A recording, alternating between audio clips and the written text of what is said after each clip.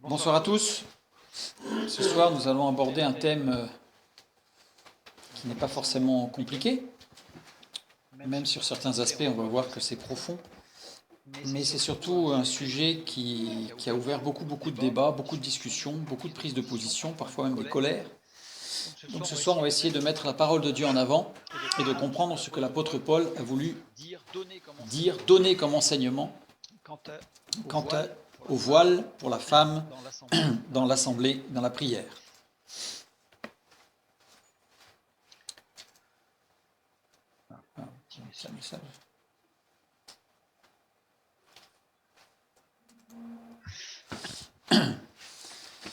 Nous allons lire le premier passage dans 2 Corinthiens chapitre 5 verset 17. Si quelqu'un est en Christ, il est une nouvelle créature. Les choses anciennes sont passées, voici, toutes choses sont devenues nouvelles. Merveilleux passage. Il est une nouvelle créature. Le mot qui est traduit par créature, c'est ktisis. Ktisis, qui décrit l'action de fonder, d'établir, de construire. Ce n'est pas un fait accompli, c'est une action, quelque chose de dynamique, et l'action de fonder, d'établir et de construire. Donc c'est vraiment dynamique. En fait, il s'agit de la création. Littéralement, si on voulait traduire, on devrait traduire, si quelqu'un est en Christ, il est une nouvelle création. Alors, vous allez me dire, ça ne change pas grand-chose, mais vous allez voir que ça change quand même pas mal. Alors, je renvoie vers Romains 1,20 pour voir ce mot est utilisé dans ce passage. En fait, Dieu reprend le processus de création de celui qui accepte l'œuvre de Christ, interrompu par la chute dans le jardin d'Éden. C'est-à-dire quand on accepte Jésus-Christ dans sa vie, quand on se convertit, la conversion, eh bien le texte biblique nous dit que Dieu va reposer les fondements, la pierre angulaire d'ailleurs, va reposer les fondements de la création, et va tout repartir, tout reconstruire, et donc on va devenir une nouvelle création. Il ne veut, avec les vieilles outres, on ne remplit pas de vin nouveau, hein. Donc c'était la parole de Jésus. Donc là, il va tout recréer dans un processus de création et de nouvelle création. On a Éphésiens chapitre 4, où il nous est dit « Et il a donné les uns comme apôtres, les autres comme prophètes, les autres comme évangélistes, les autres comme pasteurs et docteurs pour le perfectionnement des saints en vue de l'œuvre du ministère et de l'édification du corps de Christ, jusqu'à ce que nous soyons tous parvenus à l'unité de la foi et de la connaissance du Fils de Dieu, à l'état d'homme fait, à la mesure de la stature parfaite de Christ. Et l'Église, dans cette nouvelle création, est le corps de cette nouvelle création. En fait, il a une nouvelle création.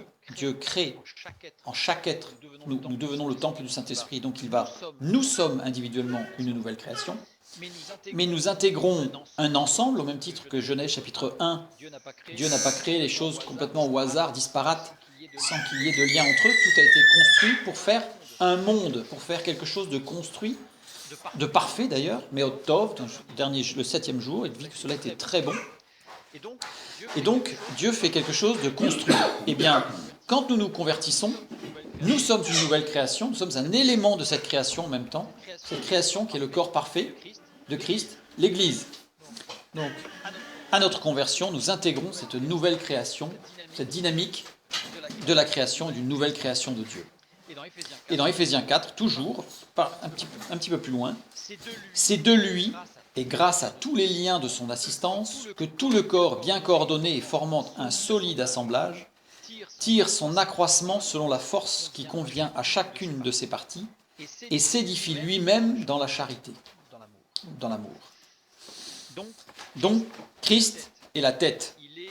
Il est la tête de cette nouvelle création, de ce corps extraordinaire qu'est l'Église, ce corps parfait, parce que c'est Dieu qui le crée, c'est Dieu qui le fait, donc ce corps est parfait, parce que ce que Dieu fait est parfait.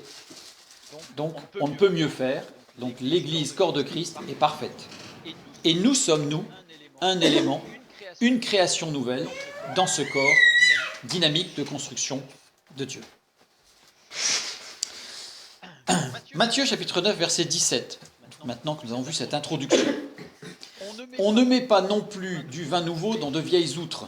Autrement, les outres se rompent, le vin se répand et les outres sont perdues.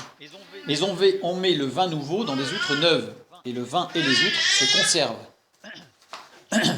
Dieu ne bâtit pas sur d'anciens fondements. il repositionne la pierre angulaire pour faire le fondement de la construction de la nouvelle création dans notre vie. Reprenons ce qui s'est passé dans le Jardin d'Éden rapidement. Dans le Jardin d'Éden, nous avions vu, nous avons étudié ce qui s'était passé lors de la chute, un enseignement progressif. Dieu enseignait Adam et Ève jour après jour, et nous avions vu que lorsque Adam découvrait des choses dans la nature, eh bien chaque soir Dieu venait lui dire « Qu'as-tu vu ?» Et je vais t'expliquer. Et Dieu expliquait, enseignait Adam et Ève, donc Adam d'abord, puis Adam et Ève, tous les soirs. Ils avaient un enseignement privé avec un professeur privé extraordinaire qui leur enseignait toutes choses. L'homme découvrait, Dieu expliquait. C'était le processus d'enseignement d'Adam dans le Jardin d'Éden. Dans l'Église, nous avons un enseignement complet dans la parole de Dieu. C'est-à-dire que tout est donné. Là, il y a vraiment quelque chose de différent entre ce qui se passait dans le Jardin d'Éden et nous, nouvelle création dans l'Église, puisque nous avons la totalité de la révélation de Dieu dans sa parole, avec la mise en place de garde-fous. Puisque dans le Jardin d'Éden, tout était parfait, donc il n'était pas nécessaire, il n'y avait pas de danger. On a bien vu, quand ce qui s'est passé à la chute, que le danger venait plutôt de l'intérieur, d'ailleurs, du cœur de l'homme et de la femme, plutôt que de l'extérieur. Ceci étant, dans l'Église, Dieu a placé des garde-fous. Dans sa parole, nous avons de multiples garde-fous pour nous maintenir sur la voie droite, juste, véritable, honnête, remplie d'amour. Donc quand on dit que l'homme découvrait, Adam et Ève étaient dans un monde matériel parfait. Ils découvraient un monde matériel, le jardin, qui était parfait. Dans ce jardin, il n'y avait le péché, il n'y avait pas la mort, il n'y avait pas les blessures, c'était parfait. Dieu expliquait les implications et les intrications entre la création et l'éternité. Quand je dis intrications, c'est plus les implications, on comprend. Les intrications, c'est-à-dire que c'est très mêlé, en fait. C'est-à-dire que on ne peut pas se séparer complètement en disant d'un côté il y a tout ce qui est matière, de l'autre côté il y a tout ce qui est spirituel. Donc ça veut dire que je fais mon culte personnel et quand je vais à l'église c'est du monde spirituel, quand je vais au travail c'est du monde matériel. Il y a des intrications, c'est-à-dire que les deux sont mêlés l'un dans l'autre, sans pour autant que l'un soit l'autre. C'est ce qu'on appelle les intrications, avec des effets de l'un sur l'autre. Le monde, les actions matérielles ont des effets spirituels et des actions spirituelles ont des effets matériels, physiques. Là, je mets voir la chute en Éden, que s'est-il passé pour avoir vraiment toutes les explications et tout le détail par rapport au texte biblique. Là, je ne fais vraiment qu'un petit résumé. Donc, dans l'Église, nous sommes dans un monde matériel déficient. Soyez conscient que dans l'Église, nous ne sommes pas dans un monde matériel parfait. Et pour moi. Les implications et les intrications entre la création et l'éternité existent. De la même manière que dans le Jardin d'Éden. Je dirais presque d'autant plus que nous ne sommes plus dans un monde parfait. Donc il y a forcément des implications et des actions de l'un dans l'autre, des effets de l'un sur l'autre. Qu'est-ce qui s'est passé en Jardin d'Éden, dans tout ce processus d'enseignement, etc. Il y a eu la chute. Et l'homme a été chassé du Jardin d'Éden, l'enseignement de Dieu a été stoppé. Alors on a vu dans ce qu'on appelle, entre guillemets, la malédiction. On n'a étudié que la malédiction de la femme, on pourra un jour peut-être étudier la malédiction de l'homme. Et on verrait aussi que, au même titre que pour la femme, Dieu n'a pas tapé sur l'homme et la femme en disant, espèce de méchant, vous avez péché et c'est dommage. Il leur a plutôt donné un enseignement, je dirais, très condensé, ultime, pour qu'ils puissent continuer à vivre et à prospérer. Donc toi, il y a la chute et l'homme est chassé du Jardin d'Éden. Là, je conseille l'étude sur la chute dans le Jardin d'Éden, les conséquences de ce qui s'est passé, de la chute. Et dans l'Église, qu'est-ce qui se passe ? Eh bien, il y a un enseignement, la parole de Dieu, accessible à tous. Elle n'est pas accessible que aux convertis, elle n'est pas accessible que à des super spirituels. La Bible est accessible à tous et au contraire, elle l'est pour tous. Et il y a la conversion, c'est-à-dire l'effet inverse de la chute. La conversion, c'est le retour à Dieu. La conversion, c'est on revient dans une construction divine, la nouvelle création dont l'apôtre Paul a parlé tout à l'heure.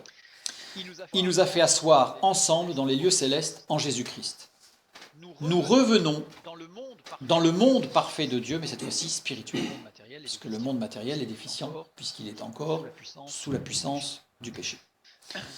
Donc ça, c'est ce que nous disons dans Éphésiens 2,6. Je continue dans l'Église, toujours sur le fond un petit peu rosé. Jean 4, Dieu est esprit et il faut que ceux qui l'adorent l'adorent en esprit et en vérité. Notre réalité est spirituelle. Là, je dirais la vraie vérité, la réalité réelle, si on peut dire, elle est spirituelle. Nous avons tendance, nous, chrétiens, à faire confiance à ce que nous voyons avec nos yeux, plus qu'à ce que nous entendons de la parole de Dieu. Et nous nous basons bien souvent sur une réalité matérielle et non pas sur une réalité spirituelle. Souvenez-vous notre étude sur seule la parole de Dieu est la vérité. Et j'ai plus, ma foi, me faire avoir plus confiance dans une parole de Dieu que dans ce que je vois devant moi. Donc notre réalité est spirituelle. Dieu est esprit. Dieu est la vérité. Éphésiens 6,12, car nous n'avons pas à lutter contre la chair et le sang, mais contre les dominations, contre les autorités, contre les princes de ce monde de ténèbres, contre les esprits méchants dans les lieux célestes. Alors c'est un texte qui est souvent utilisé pour faire des, entre guillemets, pseudo-combats spirituels. On va pas l'étudier ce soir, mais on va juste regarder que les lieux célestes, epou anoios, donc c'est un mot qui désigne les lieux célestes, pas de problème, mais c'est un datif. Ah, c'est un datif, ça veut dire que le datif marque le nom associé au verbe. Quel est le nom associé au verbe? Nous. Nous n'avons pas à lutter contre la chair et le sang, etc., etc., etc. Le sujet du verbe, c'est nous. Donc ça veut dire qu'en grec, ce mot, les lieux célestes, étant un datif, caractérise le nom sujet du verbe, nous. Le nom associé au verbe, c'est qui? C'est nous. Nous sommes dans les lieux célestes. Ce texte n'est pas en train de dire que nous devons lutter contre les puissances des ténèbres qui se trouvent dans les lieux célestes. Mais ce texte nous dit, car nous qui sommes dans les lieux célestes, assis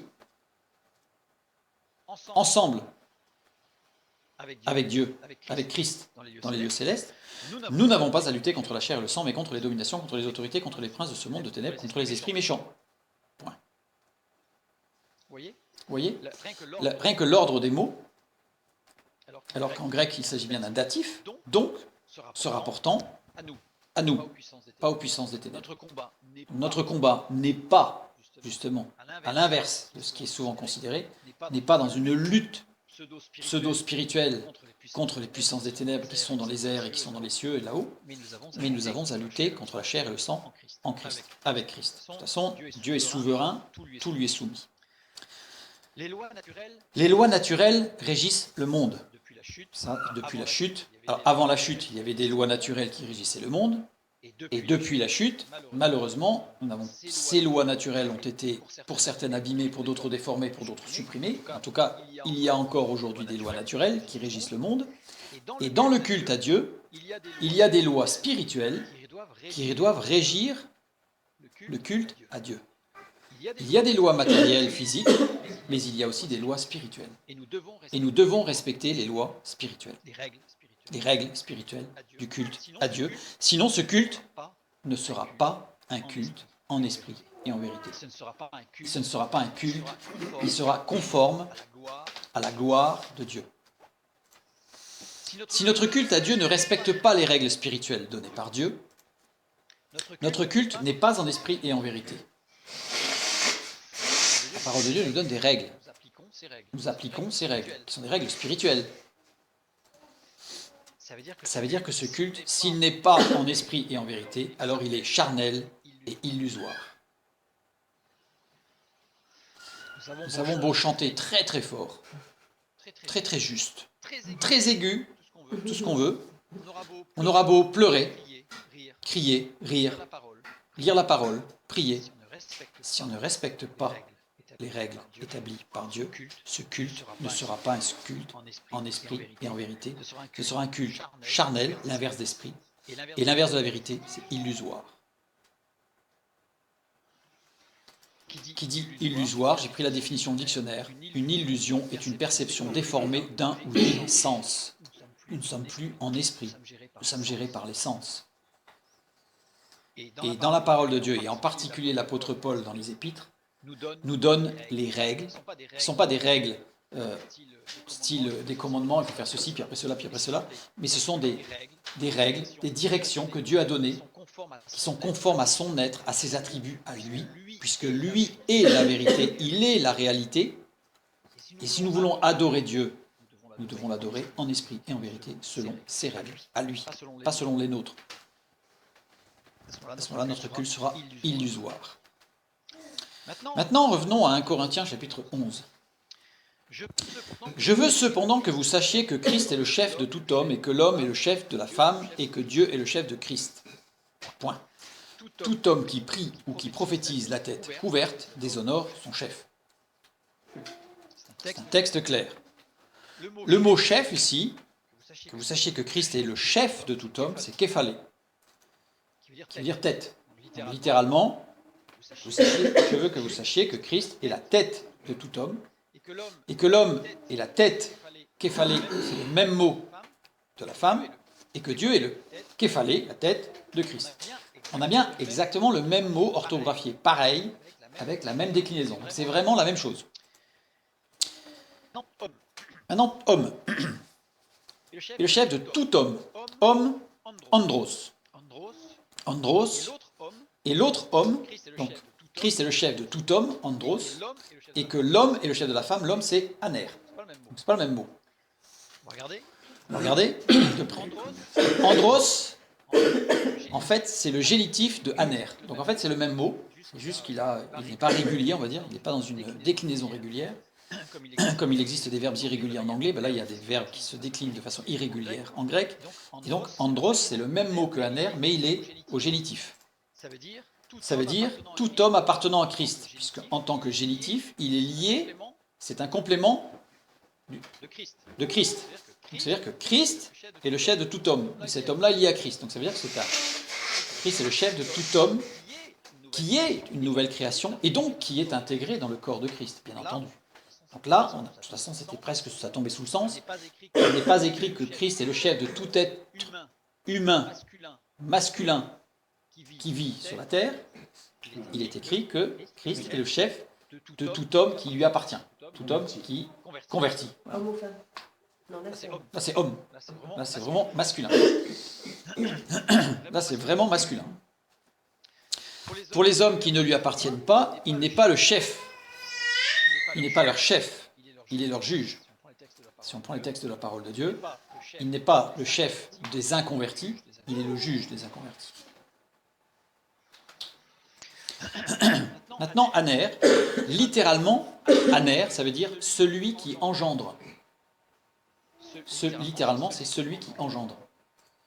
Physiquement, mais aussi spirituellement. C'est-à-dire que cet engendrement peut être spirituel. Autre traduction dans le dictionnaire grec de aner, homme mûr et sage. Donc ça veut dire que celui que l'apôtre Paul caractérise comme étant la tête de la femme, ce n'est pas n'importe quel homme. Ce n'est pas le jeune homme, ce n'est pas l'adolescent tout fou, tout flamme. C'est l'homme mûr et sage, en Christ. C'est-à-dire celui qui a déjà de la maturité. Donc c'est pas n'importe qui. Ça relie directement à un autre texte de l'apôtre Paul, que nous n'étudierons pas ce soir non plus, ça amènerait trop loin. Dans Éphésiens chapitre 5, verset 25, il décrit quel est cet homme, le chef de la femme.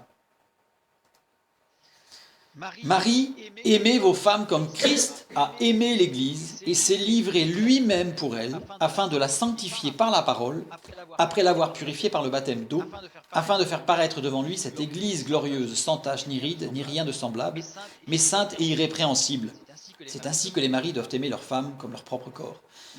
L'homme dont il est parlé ici, c'est l'homme qui va être le chef, la tête de la femme, mais qui va, comme Christ a aimé l'Église, qui va tout faire pour amener cette femme à un complet épanouissement. Donc là, on n'est pas dans une autorité, telle qu'on entend aujourd'hui avec le chef d'entreprise qui donne ses ordres et les autres obéissent. On est vraiment dans un échange, comme Christ a aimé l'Église. C'est très vaste. Comme Christ a été patient avec l'Église, comme Christ a aimé l'Église jusqu'à mourir, comme Christ va amener l'Église dans une dynamique de construction. Bref, on a compris que cet homme-là est un homme, l'homme de Dieu, celui qui marche suivant l'Esprit, qui marche dans l'Esprit. Andros, c'est aussi le même sens en numérissage? Oui, c'est aussi le même sens puisque c'est aner, mais au génitif.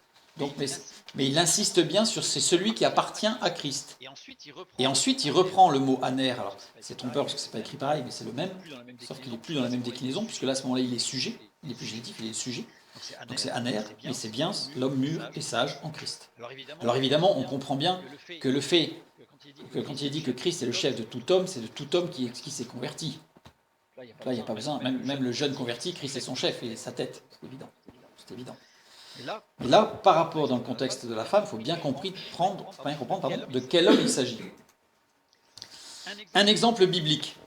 On va prendre un exemple biblique d'un homme qui a aimé sa femme, comme dans Éphésiens chapitre 5, versets 25 à 28.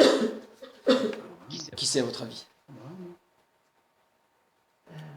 J'ai Abraham à ma droite. Jacob. Au début. C'était compliqué, Jacob. Non, eh bien non. Genèse 24, 67, nous lisons Isaac conduisit Rebecca dans la tente de Sarah, sa mère. Il prit Rebecca, qui devint sa femme, et il l'aima. Alors là, on se dit, waouh, c'est drôlement rapide, parce que là, elle vient juste d'arriver. On lit le texte, elle arrive, il la conduit dans sa tente, et il la prend pour femme, c'est rapide. Prenons le texte. Isaac conduisit Rebecca, beau, qui veut dire l'action de venir, provenir, parvenir, naître, aller de l'avant. Donc c'est quelque chose de dynamique, c'est quelque chose où on est en train d'aller de l'avant et c'est le même mot qu'on va prendre pour conduire un enfant jusqu'à l'âge adulte. Vous voyez? Je ne suis pas en train de comparer Rebecca à un enfant, et Isaac à un homme, au papa. Mais je suis en train de dire que c'est un verbe qui amène une dynamique où justement on entoure, on construit. Pourquoi? Parce que Rebecca, elle venait d'une autre région. Elle venait de la même famille qu'Isaac, certes, mais qui avait eu la révélation de Dieu? Qui marchait selon le cœur de Dieu? Abraham. Pas la famille Rebecca. Et donc là, en fait, ce qu'on voit, c'est que Isaac, il a conduit Rebecca, il l'a conduit, jusqu'à même ce verbe naître, on peut même y voir l'image de la naissance en Dieu, en fait, naître de nouveau. Donc il a amené Rebecca jusqu'à la stature, presque on va pouvoir dire, de la femme de Proverbe 31. Mais il l'a conduite jusqu'où? Dans la tente de Rebecca. On va voir. Radical ifil ajoute la notion de faire. Ça veut dire qu'en fait, Rebecca, il l'a pas prise en disant bon, moi je sais ce qu'il faut que tu fasses, donc tu fais ce que je te dis, point barre. Il l'a amené à faire. Il l'a amené Rebecca à prendre conscience de certaines choses et à se les approprier et à le faire elle-même. Donc il y a toute l'image là de cet amour de Christ qui va amener l'Église à faire, qui va amener l'Église à la maturité, qui va amener l'Église dans la connaissance de Dieu. Et l'homme, ce qu'il a à faire, c'est pas amener la femme dans la maturité, parce que c'est pas ça, mais dans la maturité spirituelle. Il doit l'aider, normalement c'est ça le mari, il doit l'aider à la stature, la connaissance de Christ. Il n'est pas le chef dans le sens de l'autorité, chef d'entreprise.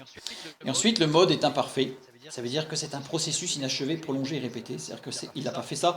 Nous, c'est au passé simple. On a l'impression qu'il la conduisit. C'est une action, point. Alors qu'en fait, la conjugaison, c'est que Isaac conduisit et a conduit. Il conduisait, il amenait Rebecca à une pleine connaissance des promesses de Dieu à Abraham pour qu'elle puisse prendre conscience que si elle vivait, si elle se mariait avec Isaac, elle rentrait dans cette promesse divine de la promesse de la promesse de la terre, de Canaan, etc. Donc, il fallait qu'elle prenne conscience qu'elle allait être partie intégrante du plan de Dieu. Donc, il l'a amenée jusque-là. Donc là, pour Isaac. Et Rebecca dans la tente de Sarah, tente c'est Oela. Les deux premières lettres désignent la volonté profonde, et les deux dernières lettres, faire éclater la puissance divine, donner le mouvement vital à la matière. C'est-à-dire qu'on n'est pas que matière, on ne vit pas là que pour carpe diem, que pour profiter de la vie, profiter de l'existence, des plaisirs de la chair, puis après mourir, il n'y a plus rien. Non. Isaac a amené Rebecca à la pleine connaissance, au désir, à la volonté profonde de faire éclater la puissance divine dans sa vie. Donc on peut penser que Dieu, dans cette phrase, a voulu qu'il y ait ces deux sens. Oui, C'est clair c'est clair que dans ce sens, Dans l'immédiat et l'autre... tout à fait. Là, il y a pas, pour moi, il n'y a même pas dans l'immédiat, parce qu'il n'y a pas de conjugaison au mode immédiat, c'est le mode imparfait, donc c'est un mode long. Ça veut dire qu'il y a eu Donc ça veut dire qu'il y a eu toute une relation longue entre Isaac et Rebecca avant qu'il ne prenne Rebecca pour sa femme. Il y a eu un temps que nous on appellerait en temps moderne de fréquentation, dans le respect. dans le respect, et on va le voir, des règles établies par Dieu. On va le voir. On va le voir. Donc Le deuxième lettre, c'est aussi rayonner, donc faire éclater la puissance divine et la lumière de Dieu. On va revenir sur le couple Isaac et Rebecca, parce que juste avant ce verset, au verset 66, il est parlé de Rebecca qui a mis le voile. Vous savez, quand elle a vu un jeune homme arriver, elle a demandé au serviteur d'Abraham, qui est ce jeune homme? Il dit, c'est Isaac, mon Seigneur, c'est celui qui va être ton mari. Et là, elle s'est voilée. Et on va voir ce que cela signifie. Et on va voir que c'est exactement dans la continuité de ce qu'on vient d'écrire, de décrire, mais on y viendra qu'à la fin. Il va bien comprendre tout ce qui se passe pour vraiment comprendre la profondeur de ce texte et l'amour d'Isaac pour Rebecca. Revenons sur 1 Corinthiens chapitre 11, 2 versets 3 et le 4. Je veux cependant que vous sachiez que Christ est le chef de tout homme, que l'homme est le chef de la femme et que Dieu est le chef de Christ. Tout homme qui prie ou qui prophétise la tête couverte déshonore son chef. La tête couverte ici.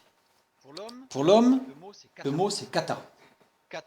Kata qui désigne avec quoi que ce soit sur la tête. Donc là, on n'est pas du tout dans le fait d'avoir un voile, un talit, un chapeau, un béret, une casquette, ce qu'on veut. C'est quoi qu'il puisse avoir sur la tête. Même la kippa. Même la kippa. Hein. On est dans le Nouveau Testament, on n'est plus dans l'Ancien, on est avec l'apôtre Paul. Donc, quoi qu'il ait sur la tête, l'homme déshonore son chef. Dans la prière, hein, dans l'assemblée, évidemment, on peut avoir un chapeau s'il va faire les courses, mais là, on est vraiment dans l'assemblée, hein, dans la prière et la prophétie. Il déshonore. Ce verbe déshonorer aussi est très fort. Puisque ce verbe déshonorer signifie faire honte. Il fait honte à son chef. Son chef, c'est Christ. Hein. Donc, il fait honte à Christ. Il déçoit profondément Christ. Avec une notion de repousser et de renier. Ça veut dire qu'en réalité, en utilisant ce verbe, Christ dit, en mettant quelque chose sur sa tête, il me repousse et il me renie. D'où la honte et la déception. Au même titre que, par exemple, quand Pierre a renié Christ, Christ l'a regardé, Jésus l'a regardé, Pierre a compris, dans le regard. Bien sûr, il y a l'amour de Dieu, mais quelque part, tu n'as pu, comme les disciples, vous n'avez pu veiller 1 heure avec moi. On sent une déception quand même. Bien là, il y a la même chose. Donc, l'homme qui prie ou qui prophétise la tête avec quoi que ce soit sur la tête, déçoit, fait honte à Christ avec la notion de le repousser et de le renier. Sachant que ce mot est formé du premier kata. Donc ce mot qui veut dire avec quoi que ce soit sur. Kata et ensuite aishuno. Aishuno qui veut dire enlaidir. Qui vient de aikos, qui veut dire défigurer. C'est très très fort. Très très fort. Il a quelque chose sur la tête, c'est comme s'il défigurait Christ. C'est-à-dire c'est comme si il se mettait à la place des Romains, qui l'ont giflé. C'est fort, hein. Parce que quand on lit déshonoré, bon. Mais là, c'est quelque chose où on perçoit que l'homme qui prie ou qui prophétise avec quoi que ce soit sur la tête, c'est comme si il remartyrisait Christ quelque part. Jésus-Christ. Tu expliqueras pourquoi après. Non. Ensuite, tout homme, c'est aner, toujours. Donc on est bien tout homme qui prie ou qui prophétise la tête couverte, on est bien dans aner, c'est-à-dire l'homme mûr et sage. Donc on est bien vraiment dans une application de l'homme qui marche par l'esprit, de l'homme converti qui veut suivre Dieu. Le verset suivant. Ça, on a compris, l'homme, il ne met rien sur sa tête. Le verset suivant. Toute femme, au contraire, qui prie ou qui prophétise la tête non voilée, déshonore son chef. C'est comme si elle était rasée. Toute femme, gouné. Gouné, C'est un terme qui universellement, c'est toutes les femmes, qu'elles soient jeunes, âgées, qu'elles soient vierges, mariées ou veuves, peu importe, c'est toute femme. Toute femme, quelle qu'elle soit. Donc toute femme, il n'y a pas de question d'âge, d'être mariée, pas mariée, c'est toute femme. Au contraire, qui prie ou qui prophétise la tête non voilée. Akata kaluptos. Il n'y a que deux occurrences de ce verbe dans la parole de Dieu. L'autre est dans 1 Corinthiens 11, 13. Jugez-en vous-même, est-il convenable qu'une femme prie Dieu sans être voilée? Ce mot est utilisé uniquement dans ce contexte-là. Alors, comment est construit ce mot? D'abord, la lettre alpha, qui est une préposition privative. Donc, a, comme nous on a la préposition privative a ou un. Impossible, c'est ce qui n'est pas possible. Ensuite, on a kata, avec quoi que ce soit sûr. On en retrouve le kata. Donc, on prive, donc on enlève quoi que ce soit sûr. Et couvrir la tête d'un tissu. Le mot ici, kalupto, désigne couvrir la tête d'un tissu, donc d'un voile. Un tissu, pas forcément un talit, pas forcément en coton, synthétique, un tissu. Donc là, ça veut dire que on ne parle pas du chapeau. On ne parle pas du chapeau, on parle bien d'un voile. Alors, kalupto, ça veut dire couvrir la tête d'un tissu, donc d'un voile. Ça veut dire aussi recevoir une protection sur la tête et les épaules. Il s'agissait dans ce cas-là d'un bouclier qui est désigné, même si c'est sous-entendu. C'était un bouclier qui était mis sur le dos et qui couvrait les épaules et le dos. Et signifie aussi couvrir un profond secret. On va y revenir au fur et à mesure et à la fin, on va comprendre pourquoi les trois sens.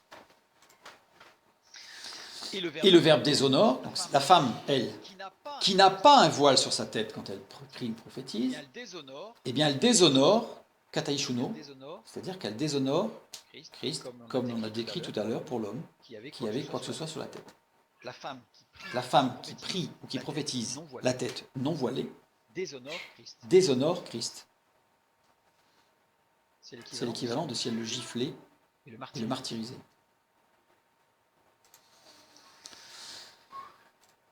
Ce mot est employé dans les Septante. Le mot akata kaluptos. Il est employé une fois. Dans les Septante, une traduction grecque de l'Ancien Testament par des Juifs qui maîtrisaient évidemment totalement l'hébreu et qui étaient hellénistes, donc qui maîtrisaient le grec. Donc ils ont choisi les mots. Et là, c'est dans un texte particulier, Lévitique chapitre 13, verset 45. Le lépreux atteint de la plaie portera ses vêtements déchirés et aura la tête nue, c'est-à-dire la tête non couverte. Il se couvrira la barbe et criera « impur, impur ». C'est quelque chose de très fort. J'en reparlerai à la fin, rapidement. Vous comprendrez facilement à la fin pourquoi ce texte correspond, ce verbe a été employé à cet endroit-là, précisément par rapport à la lèpre et à ce cri impur, impur. On continue notre lecture de 1 Corinthiens 11. Toute femme, au contraire, qui prie ou qui prophétise la tête non voilée déshonore son chef. C'est comme si elle était rasée. On vient de le lire. Car si une femme n'est pas voilée, qu'elle se coupe aussi les cheveux. Or, s'il est honteux pour une femme d'avoir les cheveux coupés ou d'être rasée, qu'elle se voile. Car, en effet, oui. On insiste lourdement. L'apôtre Paul insiste lourdement. En effet, oui, si une femme n'est pas voilée, qui reprend bien. Donc là, il n'y a pas d'erreur, il reprend bien la phrase d'avant. Renvoie vers 1 Corinthiens 11, 14, 15. La nature elle-même ne vous enseigne-t-elle pas que c'est une honte pour l'homme de porter de longs cheveux, mais que c'est une gloire pour la femme d'en porter, parce que la chevelure lui a été donnée comme voile. Le fameux texte porte à discussion. Le mot voile ici est péribolaion. Péribolaion, qui veut dire manteau qui habillait le corps. Ce n'est pas un manteau qui habillait la tête, c'est un manteau qui habillait le corps. D'ailleurs, ce manteau, il y avait différentes longueurs de manteau. Ce manteau ne désigne pas. Il y avait des manteaux qui avaient des noms particuliers en fonction de leur fonction ou de la coupe ou de la couleur même, parce qu'ils pouvaient représenter un certain rang social. Donc, certains manteaux avaient un nom spécifique. Or là, l'apôtre Paul, au travers de son secrétaire Luc, emploie un mot générique, un manteau. Il ne dit pas que le manteau est court, que le manteau est long, que le manteau doit arriver au-dessous du genou, que le manteau doit arriver au niveau de la taille, que le manteau doit arriver à la cheville. Il y avait certains manteaux qui couvraient jusque sur les pieds et d'autres manteaux qui s'arrêtaient à la taille. Donc ça veut dire que là, pas de détermination de longueur. Donc il s'agit en tout cas, en aucun cas il ne peut s'agir d'un voile sur la tête, il ne s'agit que d'un manteau. Pourquoi il parle de chevelure alors? On va y venir. On va y venir. Si. Alors je l'ai mis en gros parce que si quelqu'un utilise le diaporama, il ne faut pas que ce soit écrit trop petit, il faut qu'il comprenne bien. Là. Si la chevelure était le voile de la femme, c'est ce que disent beaucoup, parce que la chevelure lui est donnée comme voile. Imaginons que la chevelure soit le voile de la femme. Imaginons. On va te mettre dans ce cas de figure, on dit ça y est, ok. Nous c'est comme ça qu'on l'a compris, donc je le lis comme ça. Donc je reprends 1 Corinthiens chapitre 11 verset 6. Car si une femme n'a pas de cheveux, puisque le voile c'est la chevelure, si une femme n'a pas de cheveux, qu'elle se coupe aussi les cheveux. Or, s'il est honteux pour une femme d'avoir des cheveux coupés ou d'être rasée, eh bien qu'elle se mette des cheveux. On sent bien que cette lecture a quelque chose d'un peu bizarre. On vient montrer que si l'apôtre Paul a bien utilisé 2 mots différents, il s'agit bien de 2 choses différentes. On voit bien que de dire que la femme, que le voile c'est les cheveux, à ce moment-là, la lecture du verset 6, elle est complètement, quasiment hilarante. Hein.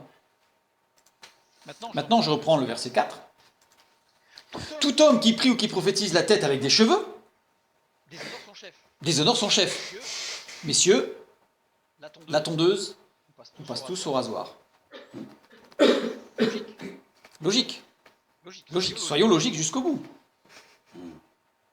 Soyons logiques jusqu'au bout. Soyons un peu sérieux, on voit bien que c'est pas possible. Une lecture comme ça n'est pas possible. Il ne faut pas imaginer que tous les chrétiens se rasaient la tête dès les premiers temps de l'Église. Ça se serait su en tout cas. Ça se serait su, nous n'aurions pas appelé les chrétiens, mais les têtes rasées. Donc voilà. On voit bien que ça ne va pas. La chevelure de la femme ne peut être son voile. En plus, le mot est différent. De toute façon, le mot c'est pas voile, c'est un manteau. Et c'est un manteau qui ne couvre pas la tête, c'est un manteau. Si vous voyez dans la rue quelqu'un qui marche avec un manteau autour de la tête, vous dites 2 choses. Soit il pleut beaucoup et il est pressé d'entrer à la maison sans être mouillé, parce qu'il ne veut pas mouiller sa tête, soit il ne va pas bien, dans sa tête justement. Une capuche. Oui, mais ce n'est pas un manteau, il a une capuche. Là, ça désigne le manteau. Ça désigne le manteau, un manteau. Qui en aucun cas ne couvre la tête. Un manteau. Voilà. Donc là, pas possible. Pas possible. Et en plus, il y a l'Afrique noire, et puis ça marche pas, c'est clair. Je reviens sur notre texte. Et on va aller un petit peu plus loin maintenant. On reprend tout. Je ne vais pas le lire pour gagner du temps, mais je reprends tout le texte. Donc là, on a le texte de « Je veux que vous sachiez que l'homme, Christ, le chef de l'homme, le chef de la femme, Dieu, le chef de Christ. Ensuite, que l'homme ne doit pas prier avec quoi que ce soit sur la tête, pendant que la femme, elle doit prier, prophétiser avec un voile sur la tête. Voilà. Et l'apôtre Paul donne des explications. Il explique. Par la suite des versets. C'est-à-dire que là, on a lu de 3 à 6. Maintenant, il explique des versets 7 à 13. Il donne des explications. Il en donne 2 d'ailleurs. L'homme ne doit pas se couvrir la tête puisqu'il est l'image et la gloire de Dieu, tandis que la femme est la gloire de l'homme. En effet, l'homme n'a pas été tiré de la femme, mais la femme a été tirée de l'homme. Et l'homme n'a pas été créé à cause de la femme, mais la femme a été créée à cause de l'homme. C'est pourquoi la femme, à cause des anges, doit avoir sur la tête une marque de l'autorité dont elle dépend.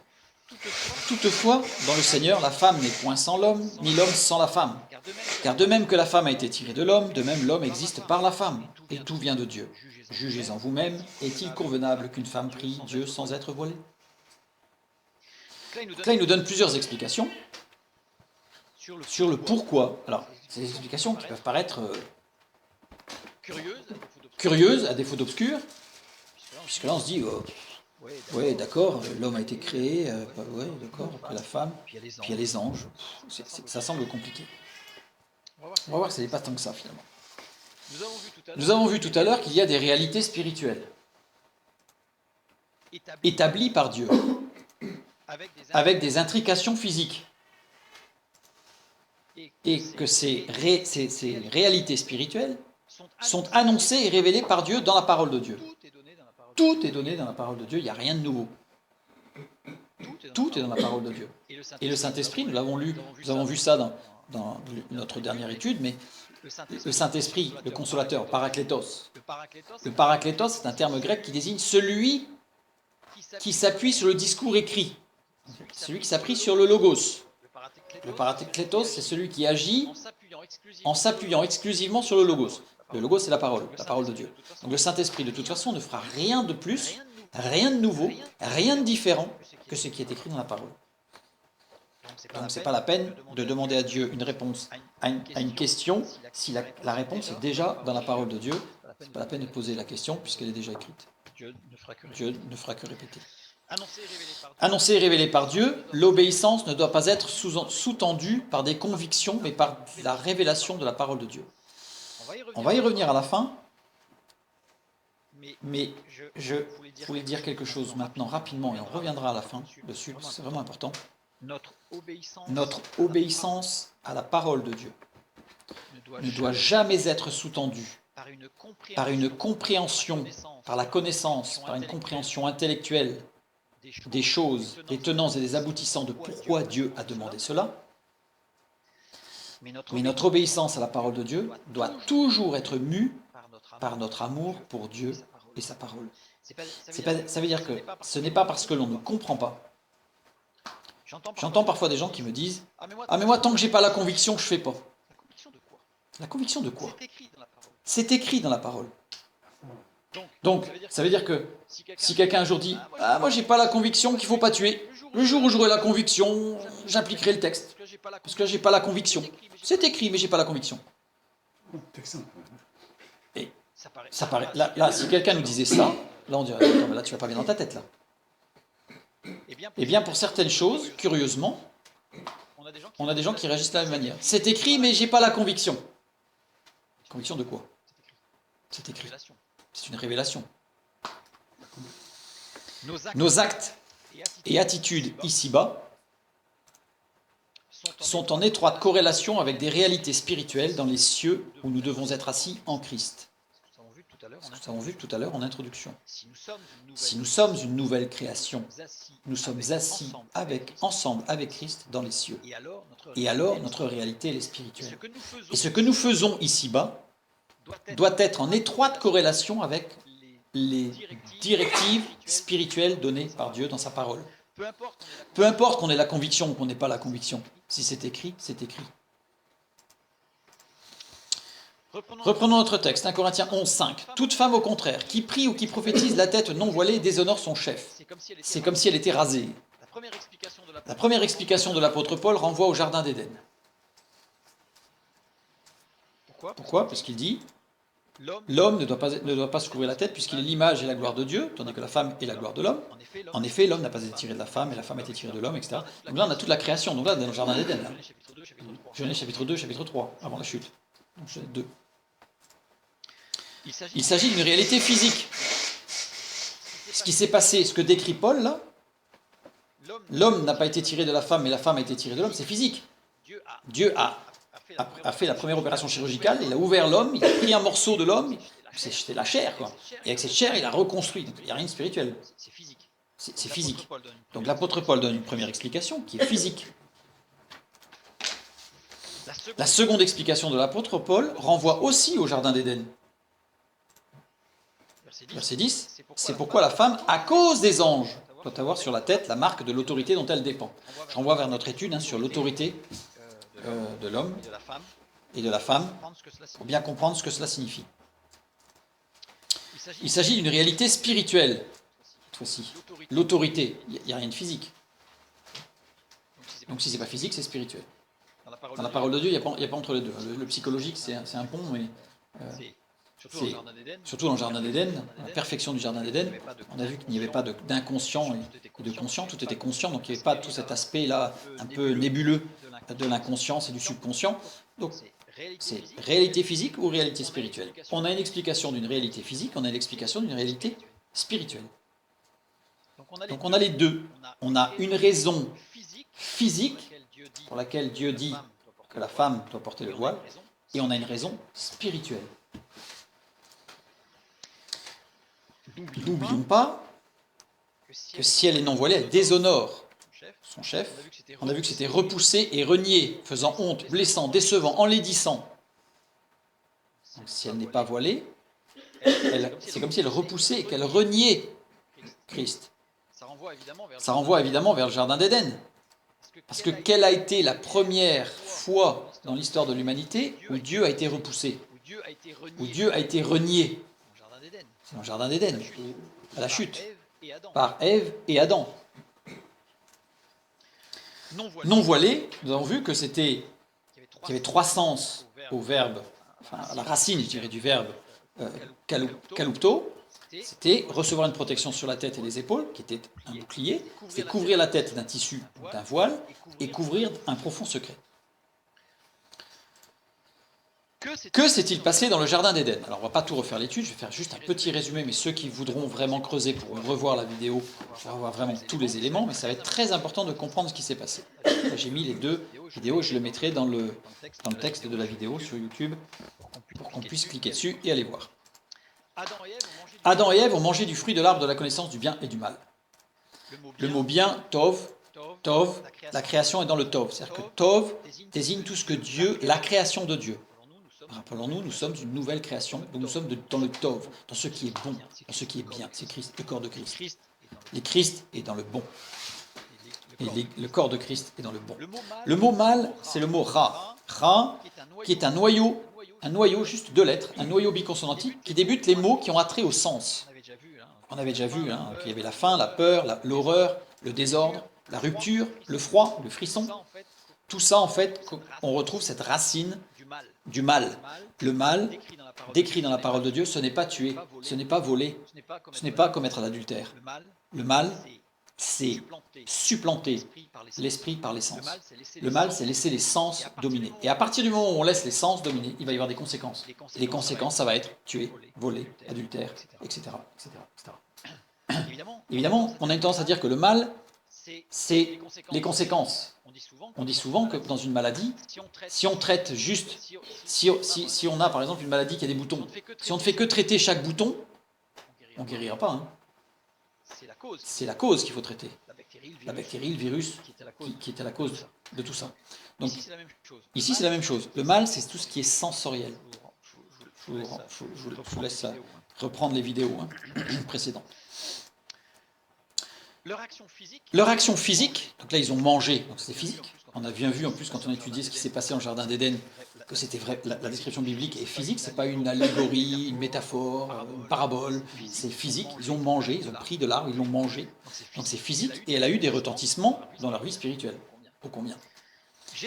Génération de la barrière morale entre le conscient et l'inconscient. Donc là j'ai mis la référence de notre étude qui explique un petit peu tout ce qui s'est passé à ce moment-là, parce que tout était conscient avant, et c'est à partir du moment où ils ont croqué ce fruit défendu que est apparue la barrière entre conscient et inconscient, et c'est une grâce de Dieu, parce que sinon nous ne pourrions pas vivre. Administration des processus hormonaux par les sens et non par l'esprit. C'est-à-dire que justement, comme il y a toute cette partie inconsciente, eh bien c'est cette partie inconsciente qui nous gère complètement.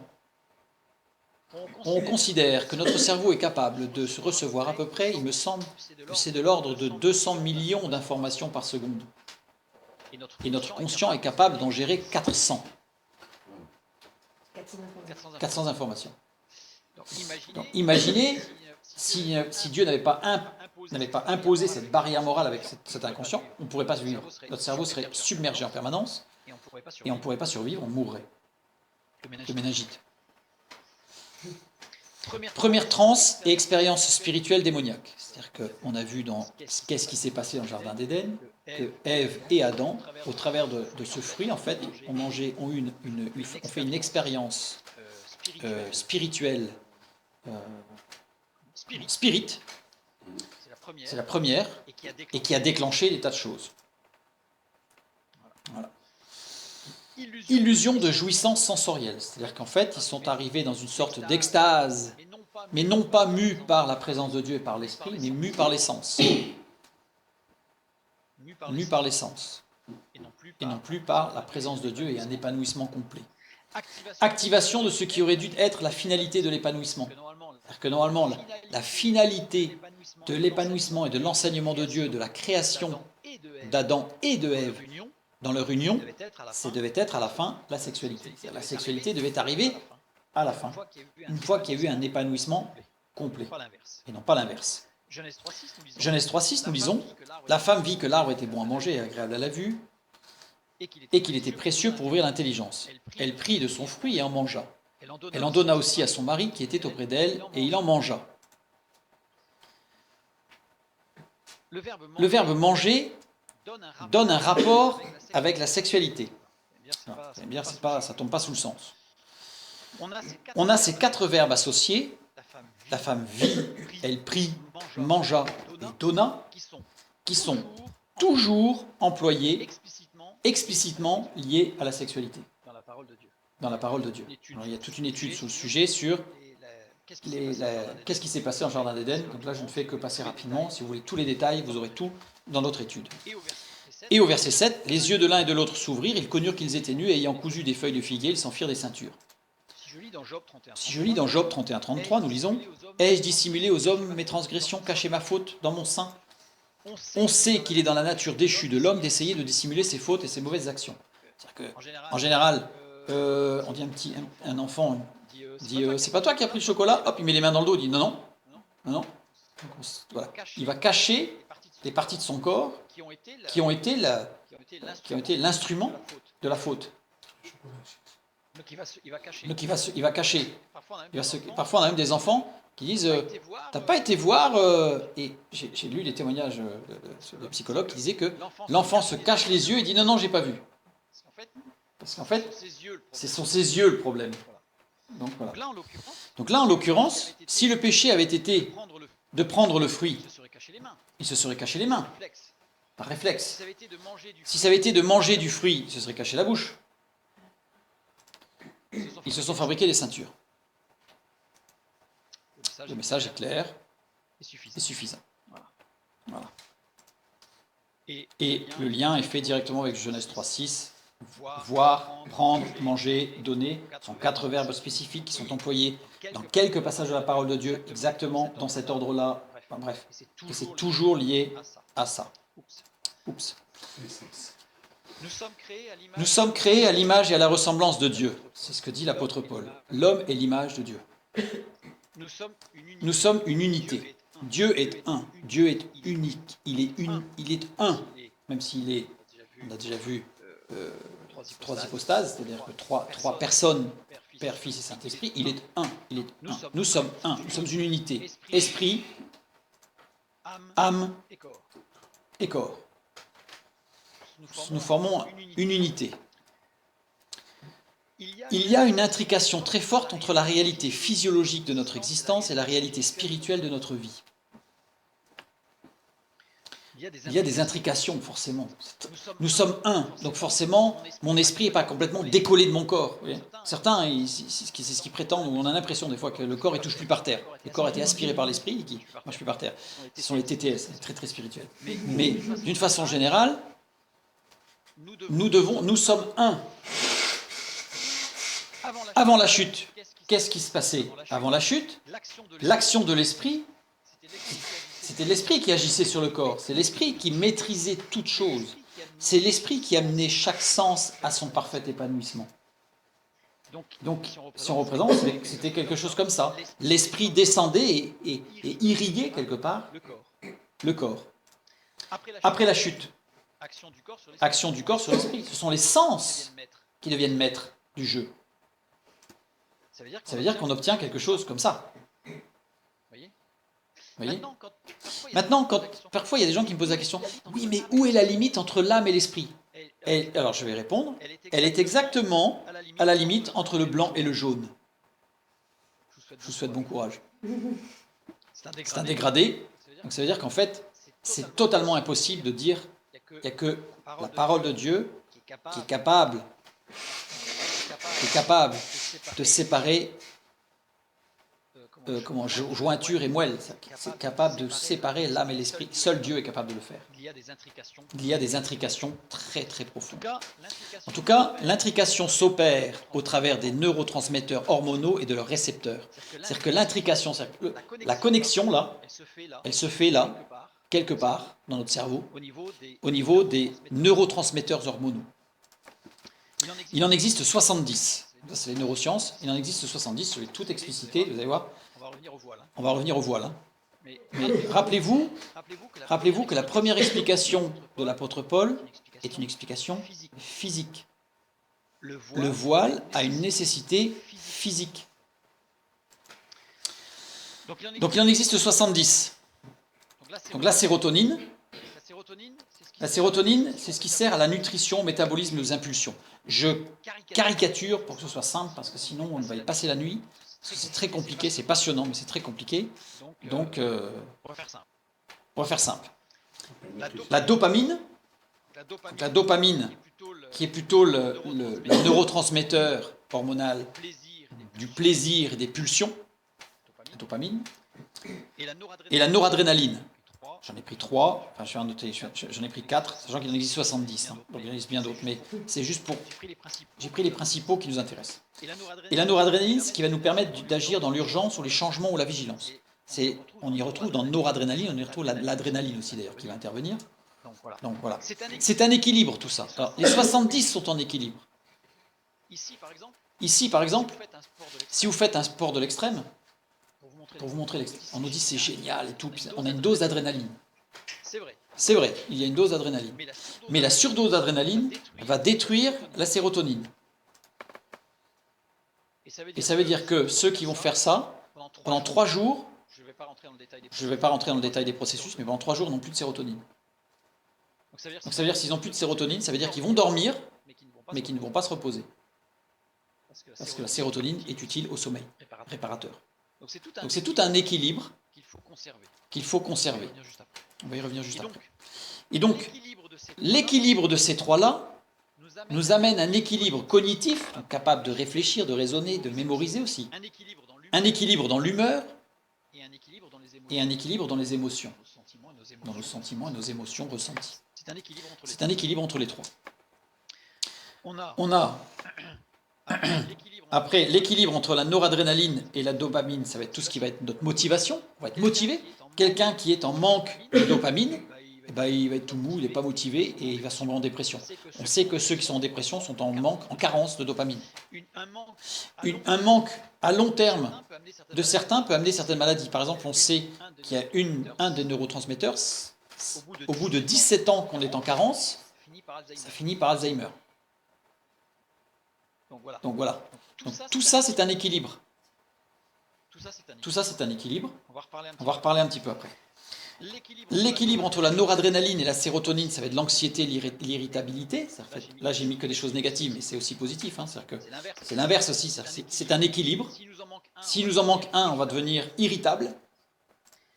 Et aussi, ensuite, sérotonine, dopamine, c'est l'appétit, la faim, c'est la sexualité ou l'agressivité, en fonction des déséquilibres. J'ai simplifié, hein, c'est juste pour qu'on puisse vraiment comprendre. Ce que l'homme veut faire sans Dieu, depuis la chute, ce que l'homme veut faire sans Dieu. Je dis bien depuis la chute parce que Adam et Ève, dans les textes bibliques, n'ont jamais montré le moindre remords.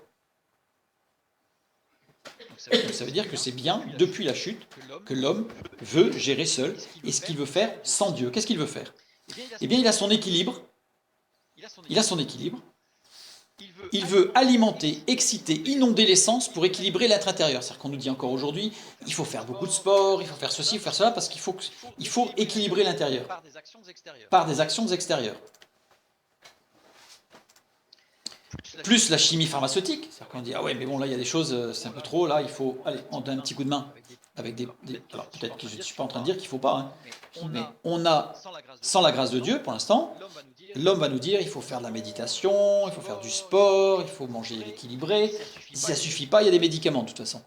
Donc on rajoute quelques petits médicaments qui vont nous aider au niveau de l'équilibre sérotonine, dopamine, noradrénaline et d'autres. Donc ça c'est la médicamentation.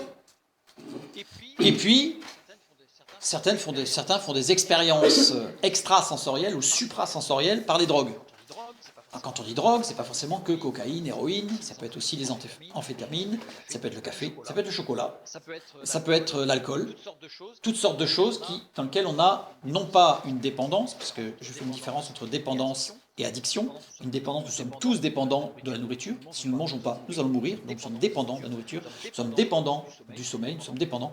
Par contre, nous ne sommes pas addicts. Addict, ça veut dire être capable de se faire mal pour avoir sa dose. Être capable de se mettre en danger pour avoir sa dose. Être capable de dépasser des barrières morales, éthiques, qu'on ne dépasserait jamais sinon. Bon, ça c'est de l'addiction. Donc voilà. Et il faut faire une différence parce que beaucoup de drogues amènent les personnes à être dépendantes et non pas addictes. Il faut vraiment faire des limites. Peut-être un jour on verra ça. En tout cas, il y a aussi les drogues qui sont des substances, des choses que... Alors, c'est pas que moderne, hein, il y a les hallucinogènes, ça existe depuis la nuit des temps. Hein. D'ailleurs, l'une des expériences d'Adam et Ève, c'est bien ça. C'est qu'ils ont mangé, le fruit de l'arbre était hallucinogène. Donc, voilà, ça amène toutes sortes de choses. Et donc, ça amène un afflux, alors, soit un afflux d'hormones, par exemple, certaines choses vont vous amener des afflux de sérotonine, ou alors d'autres, ça va être l'inverse, c'est qu'ils vont supprimer certaines hormones ou certains neurotransmetteurs qui vont vous désinhiber complètement, par exemple, ou qui vont vous faire perdre la mémoire. Donc, par exemple, le GHB, la fameuse drogue qui permet de se désinhiber et de perdre la mémoire, en fait, c'est tout simplement qu'elle bloque le quatrième neurotransmetteur que j'ai pas mis ici, mais qui s'appelle le GABA. Si voilà, il y a un petit souci dans mon diaporama, mais normalement le quatrième que je voulais mettre c'était le GABA. Je l'ai mis de multicolore parce que celui-là est important, puisque ce GABA en fait c'est le principal neurotransmetteur régulateur du système nerveux central. Ça veut dire que lui, il intervient sur quasiment tous les autres. Et il régule. Et en particulier, sa régulation, c'est qu'il inhibe. Si jamais ça s'emballe, il est là pour éviter justement que ça s'emballe. Donc il est inhibiteur chez l'adulte et il est excitateur chez l'embryon. On ne sait pas trop pourquoi, mais en tout cas c'est comme ça. Il est excitateur chez l'embryon, donc l'embryon, lui, il va avoir des GABA qui vont exciter complètement la production d'hormones pour sa fabrication certainement, et d'autres choses. On a vu ce que l'homme veut faire sans Dieu. Maintenant, qu'est-ce que Dieu veut faire avec l'homme? Jeu de mots. L'homme veut faire sans Dieu, Dieu propose de faire avec l'homme. On a toujours notre équilibre complet. Et ce que Dieu veut faire, c'est un développement harmonieux. Donc ce n'est pas des chocs avec un coup je me fais de sport à l'extrême, un coup je vais faire de la méditation où là je suis au contraire, mon corps je le repos, enfin bref, que des choses un peu dans tous les sens. Dieu ce qu'il veut c'est quelque chose de cohérent, d'harmonieux. Et qu'est-ce qu'il veut mettre? C'est la vie. Il veut mettre la vie. Et c'est la vie qui va irriguer la cognition, les humeurs, l'émotion, les émotions. C'est ce que Dieu veut faire. Il veut donner la liberté, il veut nous donner la paix, il veut nous donner l'éternité, etc. Des expériences ont montré, peut-être un jour on fera ça, si un jour on étudie les fruits de l'esprit, que chacun des fruits de l'esprit mentionnés permet d'équilibrer complètement une grande partie du système neurotransmetteur humain. Donc ça veut dire que celui qui manifeste les fruits de l'esprit, il est forcément dans un équilibre de ces neurotransmetteurs qui lui permet d'être dans un être, un corps, âme, esprit, parfaitement harmonieux. Voilà. Donc ici, cette vie, elle rayonne. Alors, voilà, on va y arriver. J'ai mis ça. La vie, elle rayonne. Et ensuite, eh bien, c'est les sens qui vont s'exprimer pour rayonner autour de nous. Voilà ce que Dieu propose. Un équilibre parfait. Je renvoie vers l'étude sur l'une, qui me semble être d'ailleurs la principale manifestation du parler en langue du Saint-Esprit, qui est un équilibrage de tout ça, entre autres. Je renvoie vers notre étude sur le Saint-Esprit. Et donc, la femme est plus sensible que l'homme aux variations de ces trois neurotransmetteurs-là dont on a parlé, mais il y en a d'autres. Mais ces trois-là en particulier. Pourquoi? Parce qu'elle fait intervenir un autre neurotransmetteur qui est particulier à la femme, qui est l'ocytocine. Pendant très longtemps, l'ocytocine, on a considéré que c'était simplement une hormone pour les grossesses.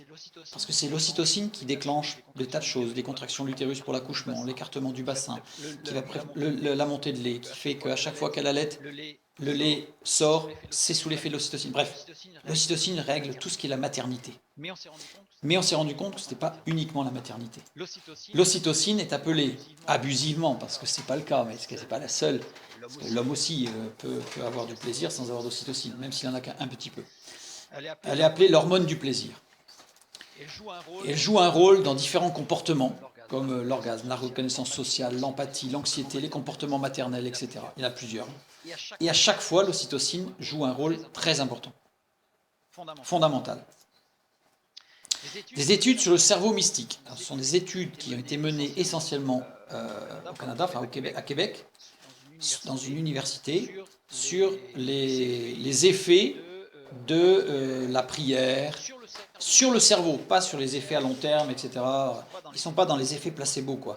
Ils ont simplement mis les personnes qui ont accepté, donc il y a eu de toutes sortes de personnes, hein. Il y a eu des catholiques, il y a eu des bouddhistes, etc., qui sont prêtés au jeu, quelque part, et qui ont fait IRM, électroencéphalogramme, etc., en méditation, en prière, et ils regardaient au niveau biochimique ce qui se passait. L'objectif, c'est pas d'essayer de voir s'il y a un effet spirituel, surnaturel ou pas. C'était vraiment biochimique.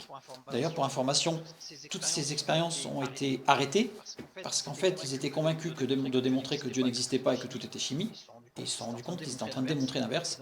Et donc, les financements ont été stoppés net en disant « Vous allez finir par démontrer que Dieu existe, donc on arrête les recherches. » Fermons la parenthèse. En tout cas, pour notre étude de ce soir, ce qui est intéressant, c'est que des études sur le cerveau mystique. Alors, je clarifie le mot mystique. Parce que mystique, souvent, on a l'impression que c'est quelqu'un qui marche en sandales avec un grand vêtement un peu usé, les yeux glauques, un peu hagards. Non. Mystique, c'est du latin mysticus, qui veut dire relatif au mystère, emprunté du grec mystikos, qui veut dire secret. Donc mystique, dans le sens étymologique du terme, c'est dans ce sens que ces études ont été faites et que j'emploie donc ce mot ce soir, c'est désigne ce qui est secret et procède de la révélation. C'est-à-dire des gens qui ont des révélations. Alors ces révélations peuvent être démoniaques, peuvent être spirituelles du Saint-Esprit, peuvent être purement imagination, élucubration de leur cerveau, peu importe. Là-dessus, on ne fait pas de jugement de valeur ce soir, on veut juste comprendre, parce qu'on va revenir au voile quand même. Donc désigne ce qui est secret et procède de la révélation. Les expériences spirituelles, donc ces études sur le cerveau mystique, prière, méditation, etc., ont mis en évidence une sécrétion importante d'ocytocine par l'hypothalamus et l'hypophyse postérieure, et surtout chez les femmes. Encore plus chez les jeunes femmes, enfin chez les femmes, on va dire, qui n'ont jamais eu de relation sexuelle. Pourquoi ? Parce que celles qui n'ont jamais eu ces relations-là, leur mécanisme de fabrication d'ocytocine n'a jamais été enclenché. Or, ce mécanisme de production d'ocytocine, lors de ces expériences spirituelles, qui peuvent être de la prière, qui peuvent être de la méditation, eh bien, ça se déclenche et l'hypothalamus et l'hypophyse postérieure se mettent à générer de la cytocine. Plus chez les femmes qui n'ont jamais eu de relation. C'est pour ça que dans les textes anciens, on voit que la pythie chez les Grecs, ce n'était que des jeunes filles vierges, etc. Parce que c'était ces femmes-là qui avaient plus de propension encore. Déjà, la femme en a plus que l'homme. Mais les jeunes filles, en ont encore plus que les femmes. Mariées. Ou mères de famille. Donc l'ocytocine qui va créer la sensation de plaisir et de bien-être. Sans passer par les noyaux accumbens. Alors ça, c'est une particularité, c'est-à-dire que le noyau accumbens, enfin les noyaux accumbens, parce qu'il y en a deux, c'est ce qui gère le système de récompense, c'est l'assouétude, c'est-à-dire l'accoutumance sur la dépendance, mais aussi le rire, le plaisir, la peur et l'effet placebo. Les noyaux accumbens, c'est une sorte de filtre, c'est une sorte de gestionnaire de tout ce qui concerne le plaisir. Plaisir dans tous les sens, hein. Le plaisir de manger un fruit agréable, ça, c'est les noyaux accumbens qui gèrent. Or, l'ocytocine dépasse les noyaux accumbens, elle n'est pas gérée par les noyaux accumbens. Donc elle est quelque part électron libre. Et parfois, j'ai mis entre guillemets parce que parfois c'est souvent, enfin, ça va dépendre des personnes, mais donc c'est pour ça que je l'ai mis entre guillemets pour insister que c'était pas que parfois, ça dépend des personnes. Mais parfois, entre guillemets, eh bien cette sensation de plaisir, je dirais ocytocinienne, si je peux dire, est assimilée à quelque chose de physique. C'est-à-dire que parfois, il y a des gens qui prient, ou qui agissent, ou qui mangent quelque chose, et puis c'est assimilé à quelque chose de physique, mais parfois, alors quelque chose de physique, voilà, ça relie directement, puisque c'est de l'ocytocine. Donc ça veut dire que le cerveau va associer une expérience, fût-elle spirituelle, à quelque chose de physique, qui peut être un orgasme, qui peut être une reconnaissance sociale, une empathie, une anxiété, un comportement maternel. On va avoir des femmes qui tout d'un coup vont prier Dieu sous cet effet d'ocytocine, puisqu'ils sont en prière, elles sont sincères. Hein. Je ne suis pas en train de dire qu'elles ne sont pas sincères, je suis en train de dire qu'elles sont totalement sincères. Mais que il y a une sorte d'inondation d'ocytocine, et ça c'est révélé dans toutes les études. Et là, elles vont avoir une tendance à prier Dieu avec des mots qui vont être très tendres, comme papa, des choses comme ça. Je ne dis pas que c'est une exclusivité et que si une femme un jour dit papa, ça veut dire qu'elle est sous l'effet de l'ocytocine. Je dis juste que ça arrive. Ça arrive. Et donc, c'est parfois assimilé à des choses physiques. Et parfois, une excitation physique est assimilée à une expérience spirituelle. Il y a une confusion. Il y a parfois, chez certaines, souvent, beaucoup, tout ce que vous voulez comme adverbe là, mais une excitation physique qui est assimilée à une expérience spirituelle. Et là, il y a confusion. Et là, il y a une énorme confusion. Et là, on prend 1 Corinthiens 5. Toute femme, au contraire, qui prie ou qui prophétise la tête non voilée, déshonore son chef. C'est comme si elle était rasée. Non voilée, on reprend les mots kalupto, recevoir une protection sur la tête et les épaules, un bouclier. La femme, dans l'explication que l'apôtre Paul donne physique, la femme qui porte le voile pendant qu'elle prie ou qu'elle prophétise, alors elle porte le voile, ce n'est pas quelque chose de mécanique, ce n'est pas parce qu'elle a un voile sur la tête qu'elle est protégée, c'est parce qu'en mettant le voile, elle est dans l'obéissance à la parole de Dieu et elle est dans la reconnaissance de l'autorité, entre guillemets, telle qu'on l'a donnée, on a expliqué, comme par exemple Isaac et Rebecca, mais de cette autorité, de cette responsabilité de laquelle elle dépend. Et pourquoi est-ce que dans le texte il est parlé de l'homme et de la femme ? Parce que justement, ça permet de, si elle reconnaît cette autorité de l'homme et de la femme, en fait, c'est pas comme si, c'est que spirituellement, elle fait le distinguo entre ce qui est de l'homme, dans l'excitation, je dirais, au niveau de la production d'ocytocine, et de ce qui est de l'ordre du spirituel, puisque la femme a été faite comme ça par Dieu. Et donc elle reconnaît cette autorité, et donc en mettant le voile, elle se protège de la confusion entre une expérience, une excitation physique qui serait prise pour quelque chose de spirituel, ou une expérience spirituelle qui serait prise pour une excitation physique et qui donc serait dévoyée. Puisqu'on pourrait arriver à un extrême où on a une expérience spirituelle forte de la présence de Dieu, qui sera transposée d'un point de vue physique et qui sera donc défigurée. C'est-à-dire que Christ se retrouve déshonoré. Et pourquoi l'épaule ? Pourquoi les épaules ? Parce que le symbole, l'épaule, les épaules, ce sont des symboles. Et l'épaule est le symbole de la protection contre les effets des drogues, comme le vin chez le naziréen. Justement, Nombre chapitre 6, verset 20, il est dit que le naziréen, celui qui veut se consacrer à Dieu, celui qui veut rester pur devant Dieu, celui qui ne veut pas être influencé par les sens dans sa relation avec Dieu, eh bien en fait, il offrait une épaule qu'il agitait en toussant. Donc là, il y a tout un symbole, il y a toute une explication, bien sûr. Et il est dit que, et ensuite, il était en mesure de pouvoir boire un verre de vin, parce qu'il avait fait la différence devant Dieu spirituellement par la foi. Il disait, toi tu es mon maître, et il a laissé l'autorité de Dieu pour que ce soit l'Esprit de Dieu qui l'influence lui, et non pas l'effet du vin. Pas de confusion. C'est l'une des raisons pour lesquelles il est donné que le sacrificateur, ou le souverain sacrificateur, il est dit qu'il ne devait pas connaître sa femme une semaine avant de rentrer dans le temple pour faire son service. Parce que comme ça, on était absolument certain, il était absolument certain, lui, de ne pas être sous l'effet d'excitateur, parce que lui aussi, il a d'ocytocine, beaucoup moins que la femme, mais il en a d'autres, et la dopamine en particulier, la sérotonine, quand il y a une relation sexuelle, il y a toutes ces hormones qui se mettent en route. Eh bien là, il n'était pas du tout sous ces effets-là d'excitant au niveau hormonal. Il était, je dirais, clair. Et donc, la puissance de Dieu pouvait vraiment se manifester et il n'y avait pas de confusion. Dieu ne supporte pas la confusion.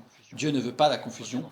Et on voit bien dans tous les textes l'idolâtrie est comparée à l'adultère. Confusion. Et nous avons vu que kalupto, ça signifie aussi couvrir un profond secret, ce qui revient à ce que nous avons vu sur le cerveau mystique, dans le sens étymologique. Je ne suis pas en train de dire que les femmes sont mystiques, dans le sens moderne qu'on entend, c'est-à-dire un peu folle. Je dis absolument pas, je dis qu'elles sont sensibles, elles sont plus sensibles que les hommes à tout ce qui est spirituel. Autant la vie de l'esprit que les autres. Tout ce qui est spirituel. On verra beaucoup plus de chamans femmes. Il existe des chamans hommes, bien sûr. Mais il y a plus de chamans femmes. Il y a plus de sorcières que de sorciers. De voyantes que de voyants. Pourquoi? Parce que les femmes sont plus sensibles au monde spirituel. Donc ici, c'est bien couvrir, ça permet de couvrir de l'autorité et de ne pas faire de confusion entre ce qui est de l'homme, de ce qui est de la chair, de ce qui est de le spirituel, de ce qui est de l'homme et de ce qui est Dieu. De ce qui est de Dieu. Donc c'est un acte de foi, c'est une règle que Dieu a donnée de protection à la femme.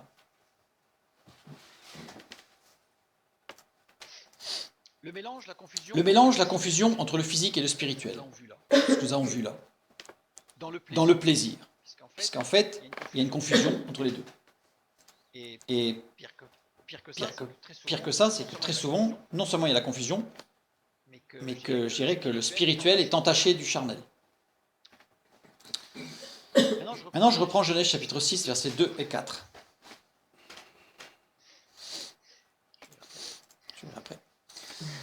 Les fils de Dieu, regardez les verbes que j'ai mis en vert, en couleur. Les fils de Dieu virent que les filles des hommes étaient belles, et ils en prirent pour femmes parmi toutes celles qu'ils choisirent. Les géants étaient sur la terre en ces temps-là, après que les fils de Dieu furent venus vers les filles des hommes et qu'elles leur eurent donné des enfants. Ce sont ces héros qui furent fameux dans l'Antiquité. On a exactement la même structure que la femme qui a pris de l'arbre. Furent venus vers, rapport au plaisir subjugant. Je renvoie vers l'étude sur ce qui s'est passé en Jardin d'Éden, ce sera plus détaillé. Là, je fais rapide. Le plaisir subjugant, c'est l'ocytocine. Ce plaisir subjugant, ça peut être tout simplement un fruit délicieux qu'on apprécie. On n'est pas non plus. Par contre, on peut être complètement inondé si on est sous l'effet de drogue, d'hallucinogènes, ou des choses comme ça. Et puis après, il y a toute la gradation entre les deux, tout un gradient entre les deux. Donc, furent venus vers, beau, on l'a vu tout à l'heure, venir à l'intérieur. Jamais pour décrire un acte sexuel. On va voir pourquoi. Envahir.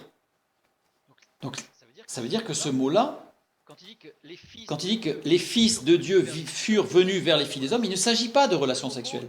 Parce que le mot beau n'est jamais employé dans ce sens. Ils sont venus à l'intérieur. Ce sont des êtres spirituels. On va le voir tout à l'heure. Ça veut dire envahir, dévorer. Et qu'elles leur eurent donné. Verbe donner. Yalad. Enfanter.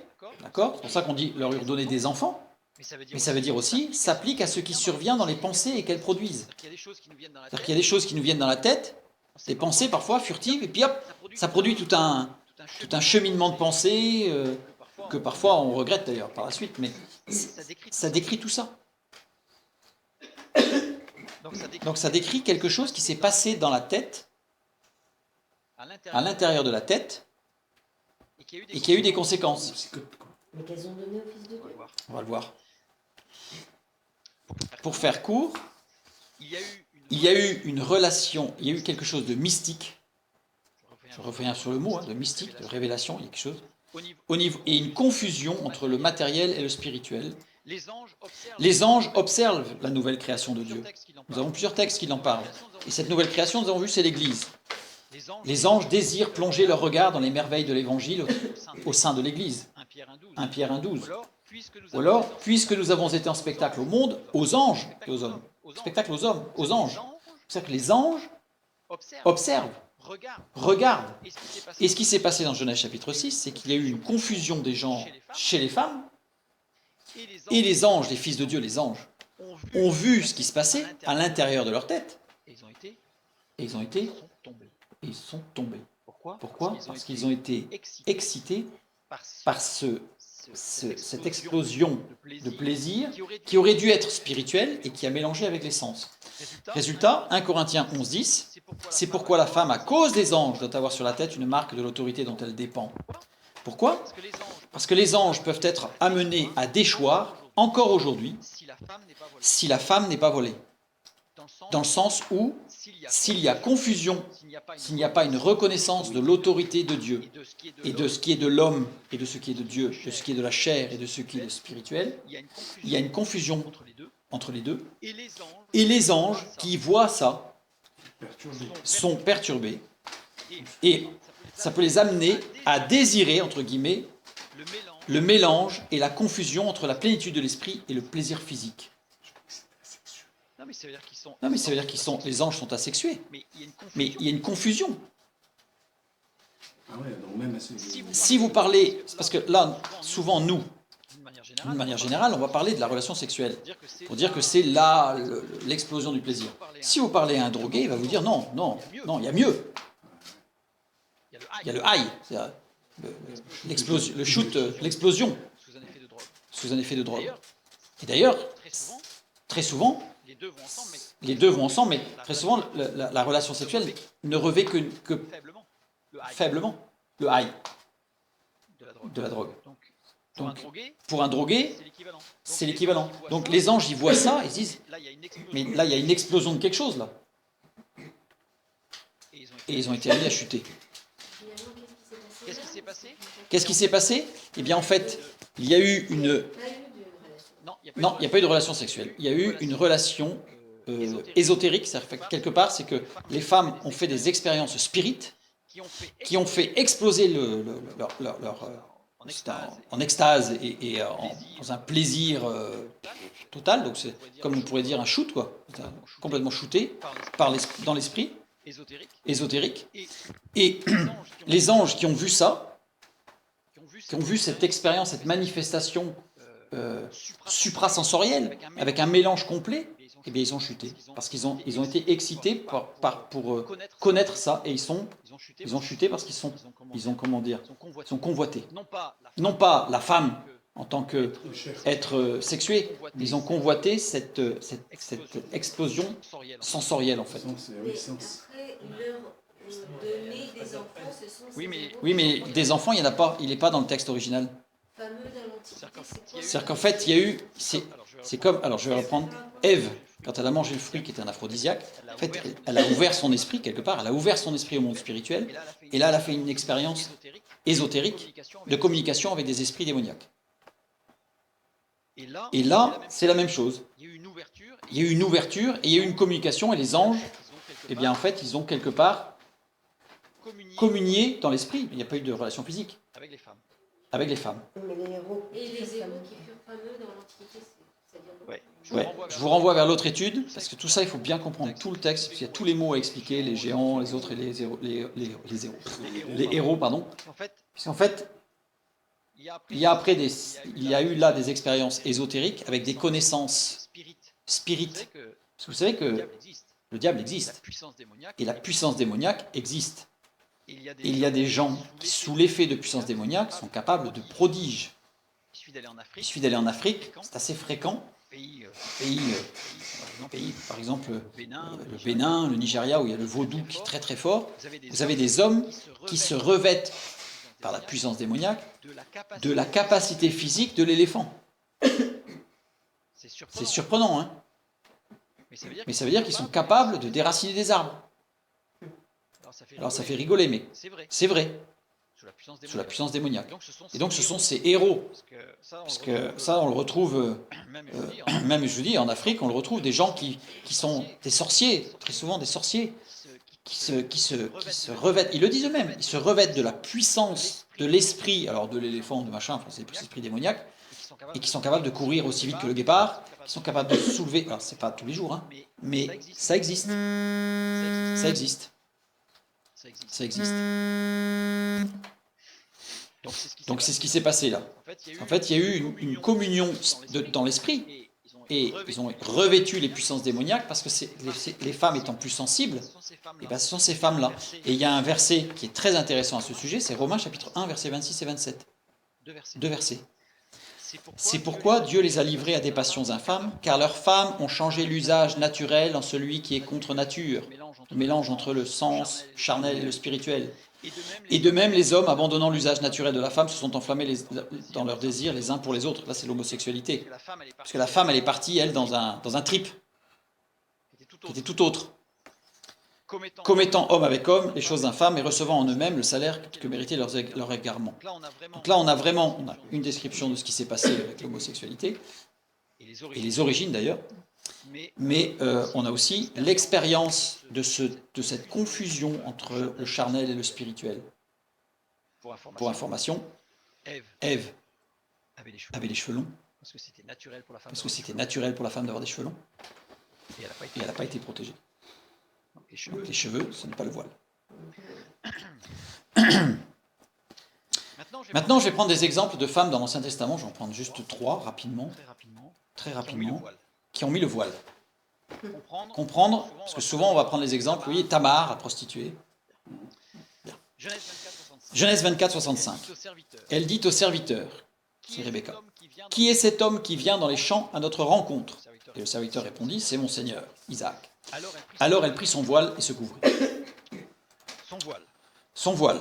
Un mot un peu compliqué. Première lettre E qui veut dire le.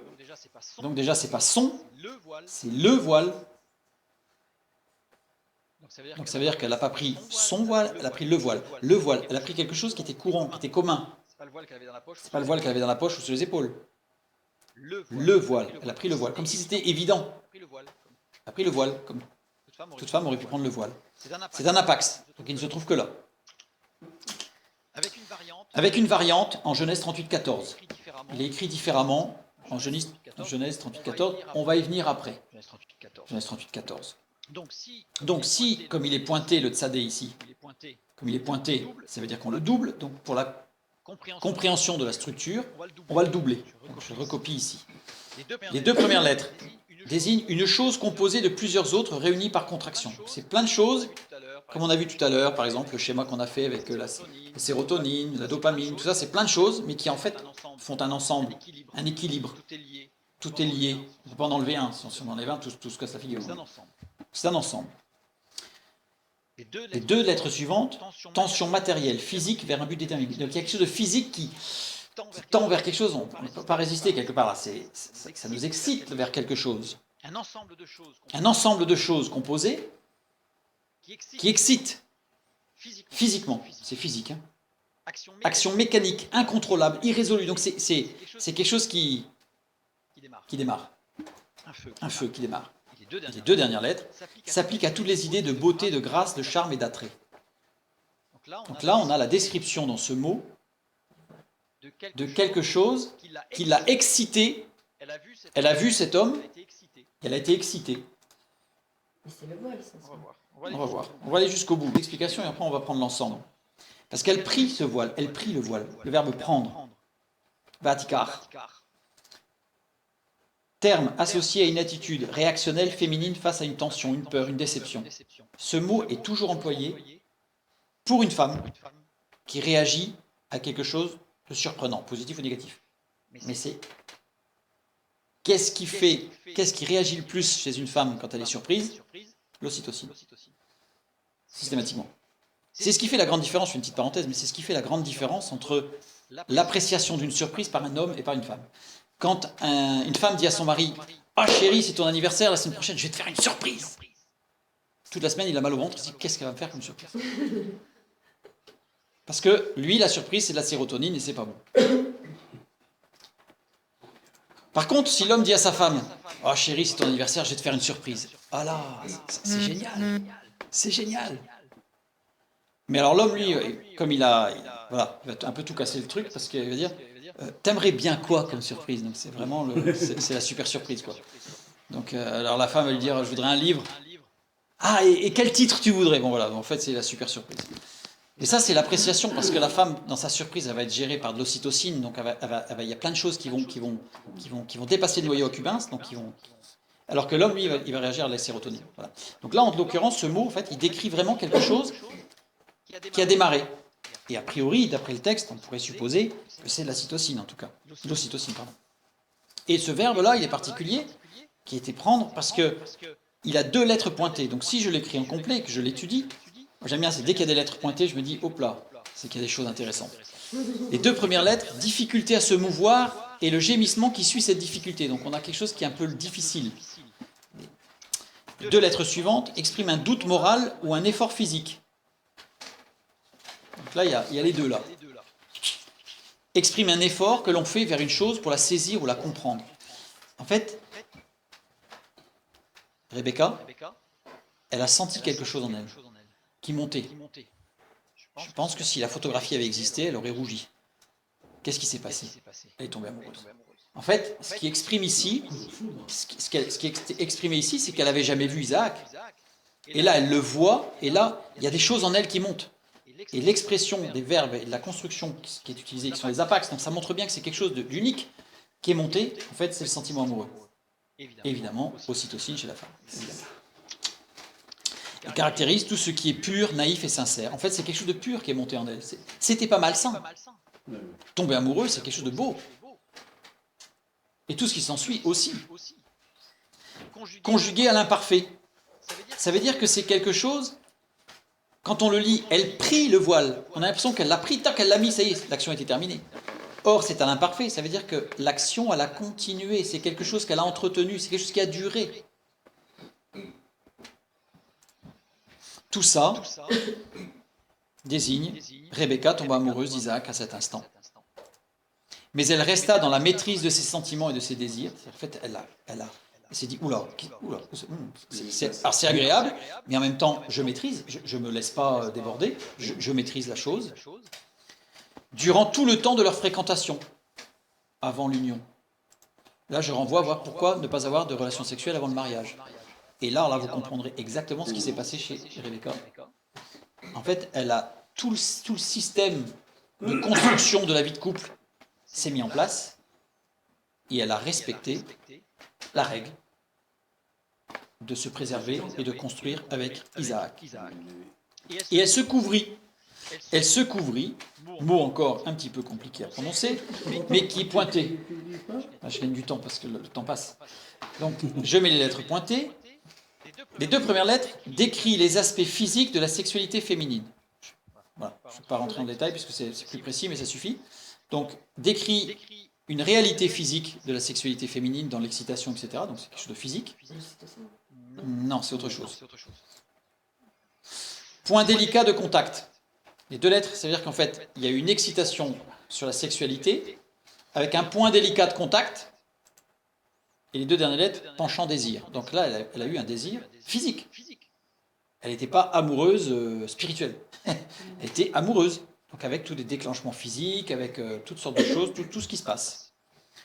Radical, itpael. Ça veut dire, itpael, c'est très particulier, c'est l'un l'autre, entre eux. Donc en fait, en réalité, les 2 ont réagi pareil. Les 2 ont eu cette réaction de se protéger, d'apprécier ce qui se passait. Ils n'ont pas eu peur, mais voilà, ils ont appris à construire ensemble leur union. Mode imparfait, processus inachevé, prolongé, répété. Donc c'est quelque chose, en fait, qu'ils ont maîtrisé pendant des mois. Pendant des mois, ils ont maîtrisé ce sentiment amoureux pour ne pas qu'il soit débordé par une excitation physique. Et ils se sont respectés l'un et l'autre pour arriver en finalité. Isaac et Rebecca se sont respectés l'un l'autre tout le temps de leur union. Enfin, tout le temps avant leur union, pardon. Donc c'est-à-dire que ça n'a pas duré un jour, ça a duré des mois. Mais là, je renvoie vers l'étude sur pourquoi pas de relation sexuelle avant le mariage, pour bien comprendre ce qui s'est passé. Et donc, le voile ici n'a aucun rapport avec le voile, puisque ce mot voile ne désigne pas un voile, mais il désigne toute comment on va dire, une réaction physique qui rejoint d'ailleurs ce qu'on a vu tout à l'heure.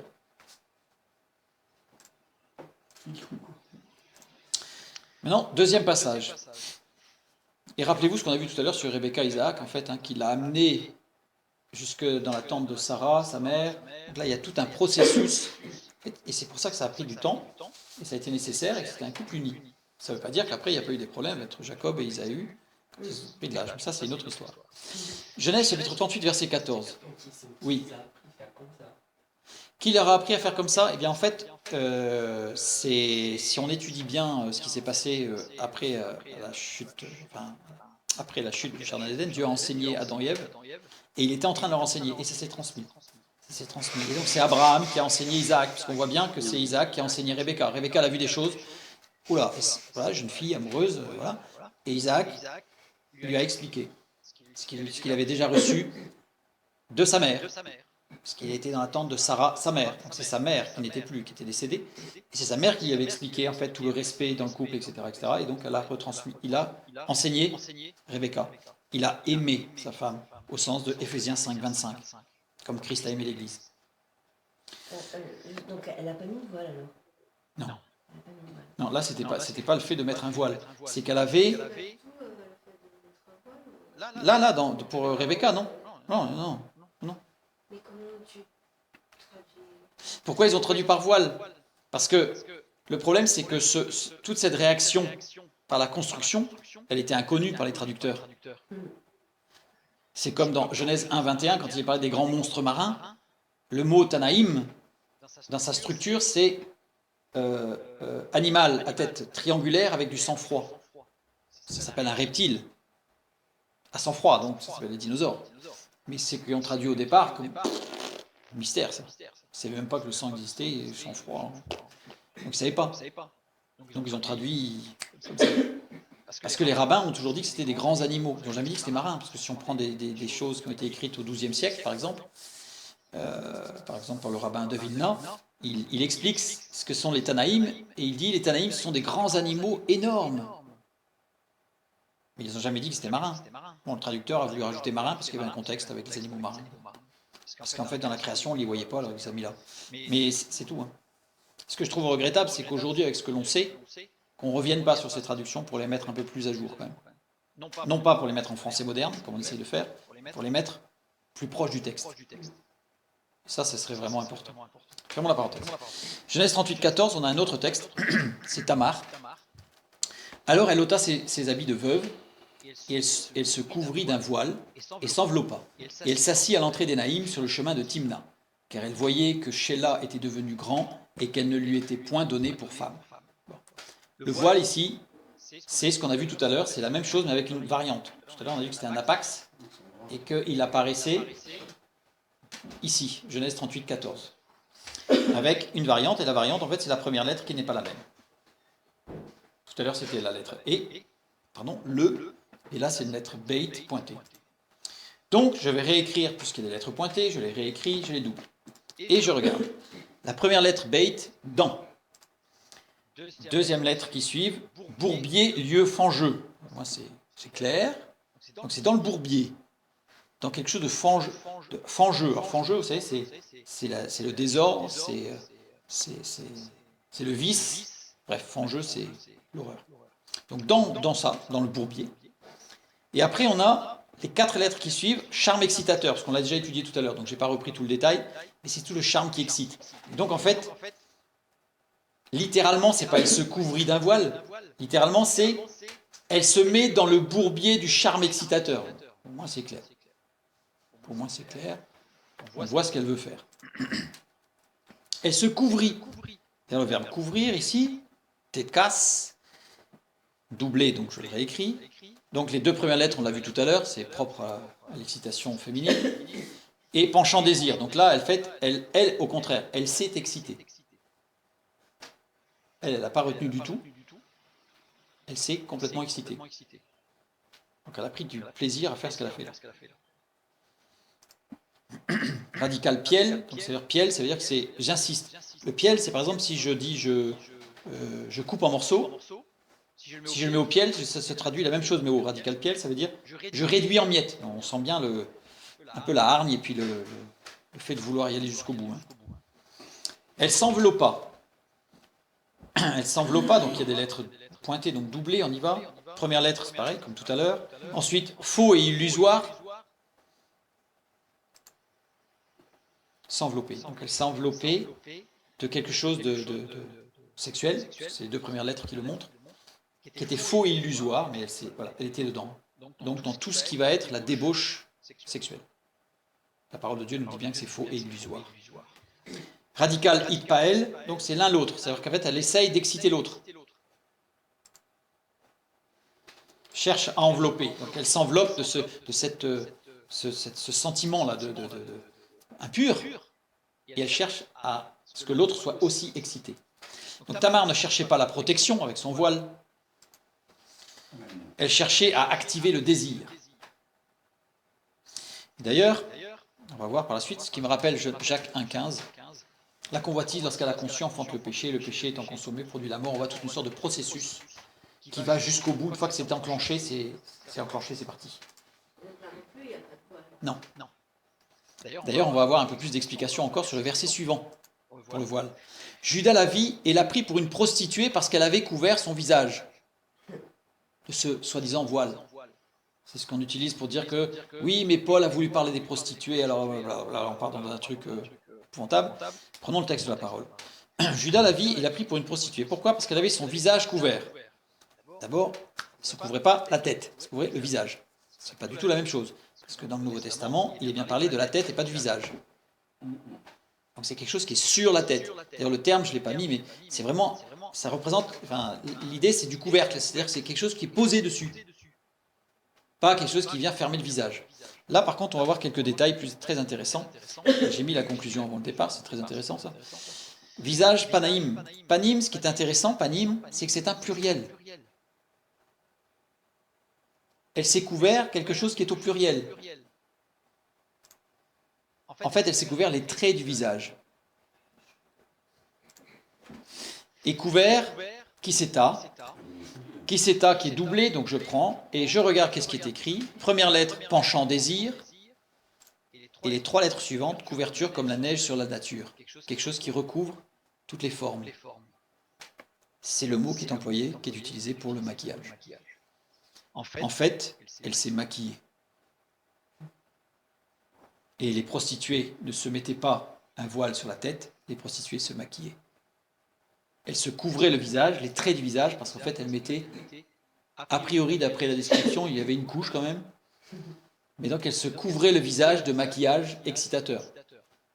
Par exemple, on sait aujourd'hui que un rouge à lèvres, c'est pour renforcer la couleur rouge des lèvres, parce qu'une femme qui a les lèvres bien rouges, c'est une femme qui comment on va dire ça, qui est dans sa phase de reproduction et donc qui est excitée et excitante. C'est pour ça, c'est l'origine des... oui, il y a les parfums aussi, on pourra en parler, parce qu'il existe des parfums à l'ocytocine maintenant, pour tromper les gens en fait. C'est une catastrophe. Bref. Donc, elle s'est maquillée pour exciter, voilà le maquillage. Genèse 20, 16. Et il dit à Sarah un autre passage où il parlait du voile. Donc là, il n'est pas question de voile en fait. Genèse 20, 16. Et il dit à Sarah, voici, je donne à ton frère 1000 pièces d'argent. Cela te sera un voile sur les yeux pour tous ceux qui sont avec toi. Et auprès de tous, tu seras justifié. Parce que, bon, il y a eu l'histoire que Abraham a dit que c'était sa sœur, parce que en fait c'était sa demi-sœur, pour être sûr, parce qu'elle était très très belle, il voulait être sûr de ne pas être tué pour qu'on la prenne pour femme. Donc, enfin, bref, histoire triste. Donc, et là, Abimelech qui s'est rendu compte, lui dit, oh là là, on a failli faire une énorme bêtise, parce qu'on a failli prendre ta femme en fait pour ta sœur et donc la prendre pour femme. Bref, voici, je te donne donc à ton frère 1000 pièces d'argent, cela te sera un voile sur les yeux. Le mot sera un voile, c'est kessout. Kessout, qui est employé ici à 4 reprises dans Job, donc 3 reprises dans Job et une fois dans Genèse, et qui désigne en fait une couverture contre le froid. L'abîme n'a point de voile, donc là il est parlé, c'est quelque chose qui n'est pas physique, l'abîme. Et l'indigent n'avoir point de couverture, donc il est parlé de quelque chose qui couvre. Et quand on prend le mot tel qu'il est construit, on retrouve toujours penchant, désir, et cette fois-ci les deux dernières lettres, c'est annihilation de ce qui est de la chair, par la croix. Cette dernière lettre, c'était la croix. Donc là en fait, au contraire, en fait, ce qui s'est passé, c'est que on n'est pas rentré du tout dans le jeu de l'excitation et dans le jeu, on a fait l'inverse de ce qu'a fait Tamar. Là, Sarah, elle est revenue dans la maîtrise complète, annihilation de ce qui est de la chair. Donc du désir, des penchants de la chair. Ça ne veut pas dire qu'elle n'en avait pas pour son mari, mais que c'est resté, voilà, c'est resté pur et saint. Voilà. Et maintenant qu'on a vu tout ça, pourquoi la femme doit se voiler ? Il y a une raison physique et une raison spirituelle. On a vu des exemples qui sont souvent utilisés à tort pour le voile, pour justifier de ne pas porter le voile, avec les prostituées, Tamar, etc. Bref, donc on a vu que les passages n'avaient pas de rapport avec ça, enfin un rapport lointain, puisqu'il était toujours parlé de cet aspect de l'excitation, hein. Et donc en particulier l'ocytocine. Et l'apôtre Paul finit son exposé par une phrase simple, claire, nette. Si quelqu'un se plaît à contester, nous n'avons pas cette habitude non plus que les églises de Dieu. Ça veut dire que, pour moi, ça c'est un texte très clair. L'obéissance doit provenir de l'amour de Dieu et de sa parole. Point. Pas de conviction issue de la connaissance. J'ai pas la conviction, je vais réfléchir pour avoir une conviction. C'est écrit. Si c'est écrit, point. Je n'ai pas besoin d'avoir de conviction pour savoir que... Voilà. Parce que qu'est-ce que c'est qu'une conviction ? J'ai pris le dictionnaire, Larousse.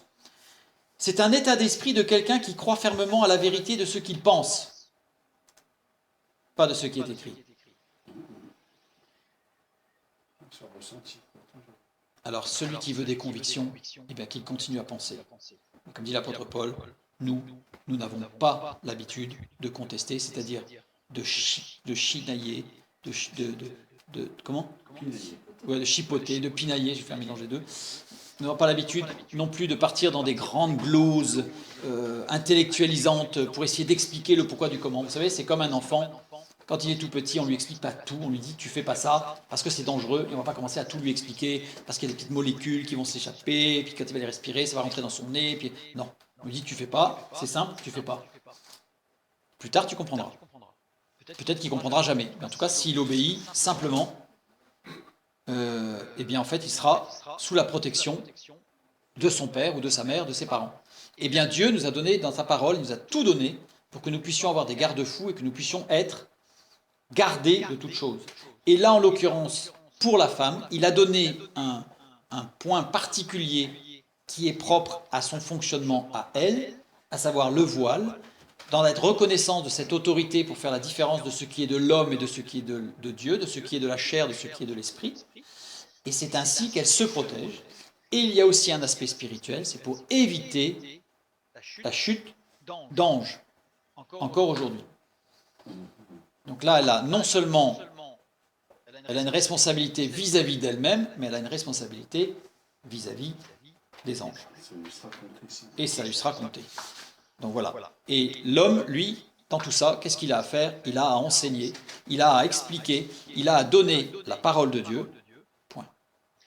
Aujourd'hui, nous avons la chance d'avoir des éléments qui nous permettent de comprendre, de connaître. C'est intéressant, assurément. C'est pas moi qui vais dire le contraire. C'est pas moi qui vais dire que la connaissance n'est pas intéressante. Mais nous n'avons pas besoin de ça pour obéir à la parole de Dieu. Nous ne devrions pas avoir besoin de ça. Alors, suite à cette étude, je trouve intéressant, je trouve que c'est bien, peut-être que certains ou certaines vont se rendre compte et vont peut-être reprendre le voile, je l'espère. Et en même temps, je suis un peu attristé qu'il y ait besoin d'une explication profonde pour arriver à une obéissance qui serait plutôt sous l'effet d'une conviction que sous l'effet d'un amour pour Dieu. Quand est-ce qu'il faut porter le voile ? Oui, non, il faut porter le voile quand on recherche une action de l'esprit. Quand on fait son culte personnel, on recherche la présence de Dieu, on est en face à face avec Dieu, on met le voile. Quand on est dans la voiture en train de prier, on ne recherche pas une action de l'esprit. On est en communication, on parle et puis on échange avec Dieu, on loue Dieu, on adore Dieu, voilà. Donc c'est culte personnel, culte familial et dans l'assemblée. Après, dans la vie de tous les jours, bien sûr, qu'on prie, etc. Et fort heureusement, et c'est génial. Mais voilà, le voile, il est pour les moments d'intimité avec Dieu. Et ça peut être un moment d'intimité dans l'assemblée, puisque quand on est en réunion de prière, quand on est au moment de la scène, par exemple, quand on a des moments particuliers de prière, à ce moment-là, on recherche la présence de Dieu et l'action de l'Esprit, donc il n'y ait pas de confusion entre les différentes choses. Que Dieu vous bénisse et à bientôt.